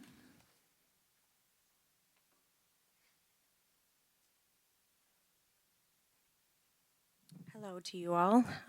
Congratulations to the new board members and to you, Tim, for being reelected.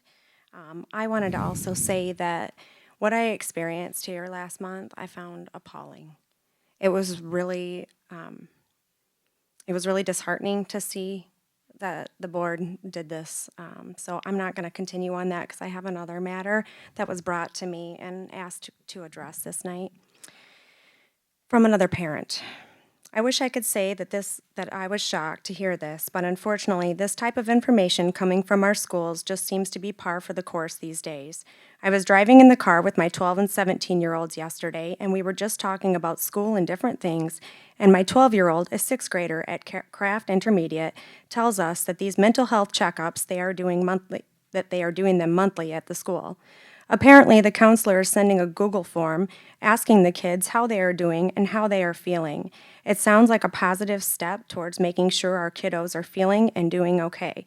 And I hope that it does help find some of the kids that may be struggling before they make a decision that affects or even ends their life. However, the story about mental health check-in didn't end there. Apparently, the form also asks the students their pronouns.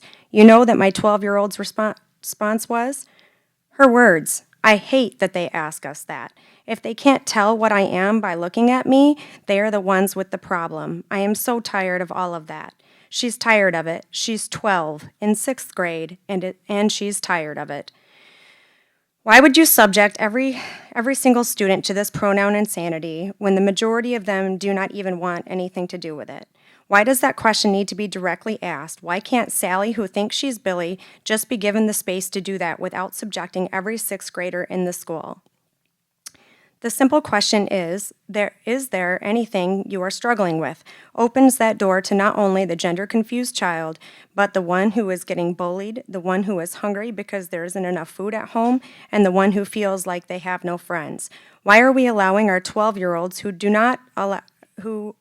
we do not allow to drink, drive, get tattoos, watch R-rated movies, or even just go to the mall unchaperoned, the freedom and information that can be physically something they simply are not?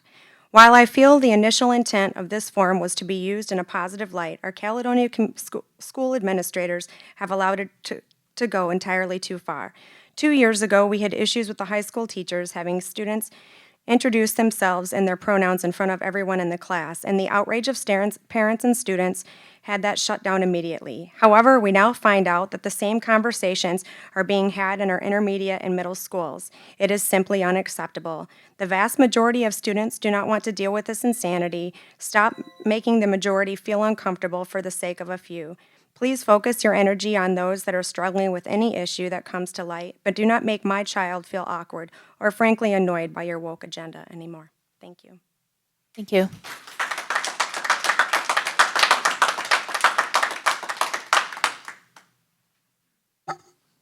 At this time, we're going to move on to our 9, which is our action items. We have 9A, Schools of Choice Resolution. I move that the board approve the resolutions to opt out of Section 105, opt out of Section 105C, and participate in the Kent ISD Collaborative Schools of Choice program for the 2023-24 school year. May I have a second? Second. By Brittany. Are there any questions on that? Can I have roll call, please? Barbara Garcia, Yes. Brandow, Esich, yes. Morris, Yes. Nichols, Yes. Sadoo, Yes. White. Yes. Motion carries. On to 9B, Building Commissioning, Cal Community Center. I move that the board approve the superintendent to enter into a contract with FISECX for the service of commissioning at the Cal Community Center as recommended. Support. Second by Tim. Are there any other questions on this? May I have roll call, please? Barbara Garcia, Yes. Brandow, Yes. Esich, yes. Morris, Yes. Nichols, Yes. Sadoo, Yes. White. Yes. Motion carries. 9C, Fencing for Emmons Lake Elementary. I move that the board approve the superintendent to enter into a contract with fencing consultants for the provision and installation of fencing at Emmons Lake Elementary School as recommended. May I have a second? Second. Second by Jen. Any other questions? May I have roll call, please? Barbara Garcia, Yes. Brandow, Yes. Esich, yes. Morris, Yes. Nichols, Yes. Sadoo, Yes. White. Yes. Motion carries. 9D, Stadium Turf. I move that the board approve the superintendent to enter into a contract with AstroTurf for the provision and installation of synthetic turf as recommended. May I have a second? Support. Any questions? Oh, you've got a question. I just wanted to, I saw Mr. Hess step up here too, so just want to make sure we can clarify. I know there's been community questions about PFAS, and I believe we have a letter from the intended vendor that states they do not have PFAS. So you want to talk about that a little bit before we continue on, please? Not a problem. It's why I stepped up. One of the 2 reasons I stepped up. Yes, a community member has raised the question regarding a PFAS content in synthetic turf. And the unfortunate news is that up until 2-3 years ago, 100% of a synthetic turf contained PFAS, either in a PFAS chemical, of which there are 32 they can test for right now. There is contained in both the manufacturing process as a lubricant and in the raw materials that make synthetic turf. This was a surprise to us. It was kind of a great unknown, something hiding out there, and we do appreciate the citizen bringing that to our attention.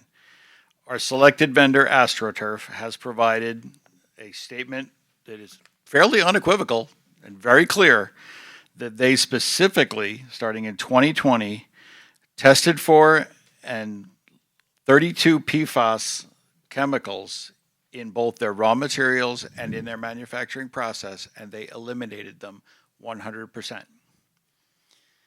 That's not to say in any way, shape, or form that there's not additional PFAS that may be identified, because there's apparently new ones popping up all the time that they're discovering in nature and in the environment, and that is unfortunate, but nonetheless, AstroTurf has gone out of their way to supply the statement and gone out of their way to test their products and be able to make this statement that says we do not include PFAS. We've also included a letter that, at the recommendation of the same citizen, it's in the packet that we would like to send out to the Kent County ISD School Board, the Village of Caledonia, the Kent County Board of Commissioners, the Kent County Health Department, and the Chartered Township of Caledonia, identifying that we are putting in an artificial turf field and that our selected vendor has provided this statement. We'll send them a copy of it with it, that they do not contain PFAS and that this is not a product that will leach PFAS into the environment. And that while this is not an endorsement of AstroTurf nor a request of one by any of their offices, rather a possibility for them to encourage others to be aware of and to recommend and or support other companies in taking care to eliminate PFAS from their products. So that's just a portion of what has come of that, and we are proud that we, I'll be frank, accidentally selected a vendor that does not use PFAS. That was not first among our selection criteria. There were a lot of other things that came into it, but we are very lucky to have come into that, and we're very proud of that we were lucky and we have selected a vendor without a PFAS containment in their product. To add to that, I would also like to say that there were questions about PFAS testing. We did work with Arch Environmental, who has done a lot of the variety of testing, and they currently run our asbestos testing program as well as a few other things. PFAS testing is available at $600 per sample. 15 to 20 day turnaround on testing samples. In a product like turf, they would require a minimum of 4 to 6 samples from different levels of the product and different aspects of the product. So $600 per sample times 4 or 6. And that they can sample water runoff, a little more difficult to capture what water running off the field might contain. And the sourcing of that is a little bit more difficult to determine, but it is something that they will make available and can make available if we decide to do that at any point in time. Our Scotland Yard turf was produced and installed 10 years ago, 12 years ago, and we are looking to replace that in the coming bond as a potential project. That would be something that we would definitely be recommending a non-PFAS product for as well, just to make sure that we are in stewardship of our environment as we proceed with this type of a product. Thank you. Go ahead, Jason. One more question, and that is, at what point in time can we put the field rendering up for the public, because it is gorgeous? As soon as you approve this. Mm-hmm. I have more of a comment than a question, really, but I just wanted to say thank you for your transparency and all of that, admitting that it really wasn't on your search criteria, but that when it was brought to you, that you went through the necessary steps and even drafting a letter to the various local government agencies. So thank you very much for that. I appreciate it. You're welcome. Thank you. Can I confirm, too, that there's no PFAS in the installation materials or processes? Correct. Yeah, the base is stone and sand, and the field is the field, and we don't know of anything else in the process that could contain. So, Any additional questions? Thank you. I appreciate you going down this road with us, and I will coordinate with you later for information. All right, stadium turf, do you have every? Okay. All right, thank you. Roll call, please. Barbara Garcia, Yes. Brandow, Yes. Isich, yes. Morris, Yes. Nichols, Yes. Sadoo, Yes. White. Yes, motion carries. Is it posted yet? Dude. I'll work on it tomorrow. 9E, high school weight training equipment. I move that the board approve the district to enter into a purchase agreement with Sorinex for the supply and installation of weight training equipment. Second. Thank you. Any additional questions on that for Mr. Hess?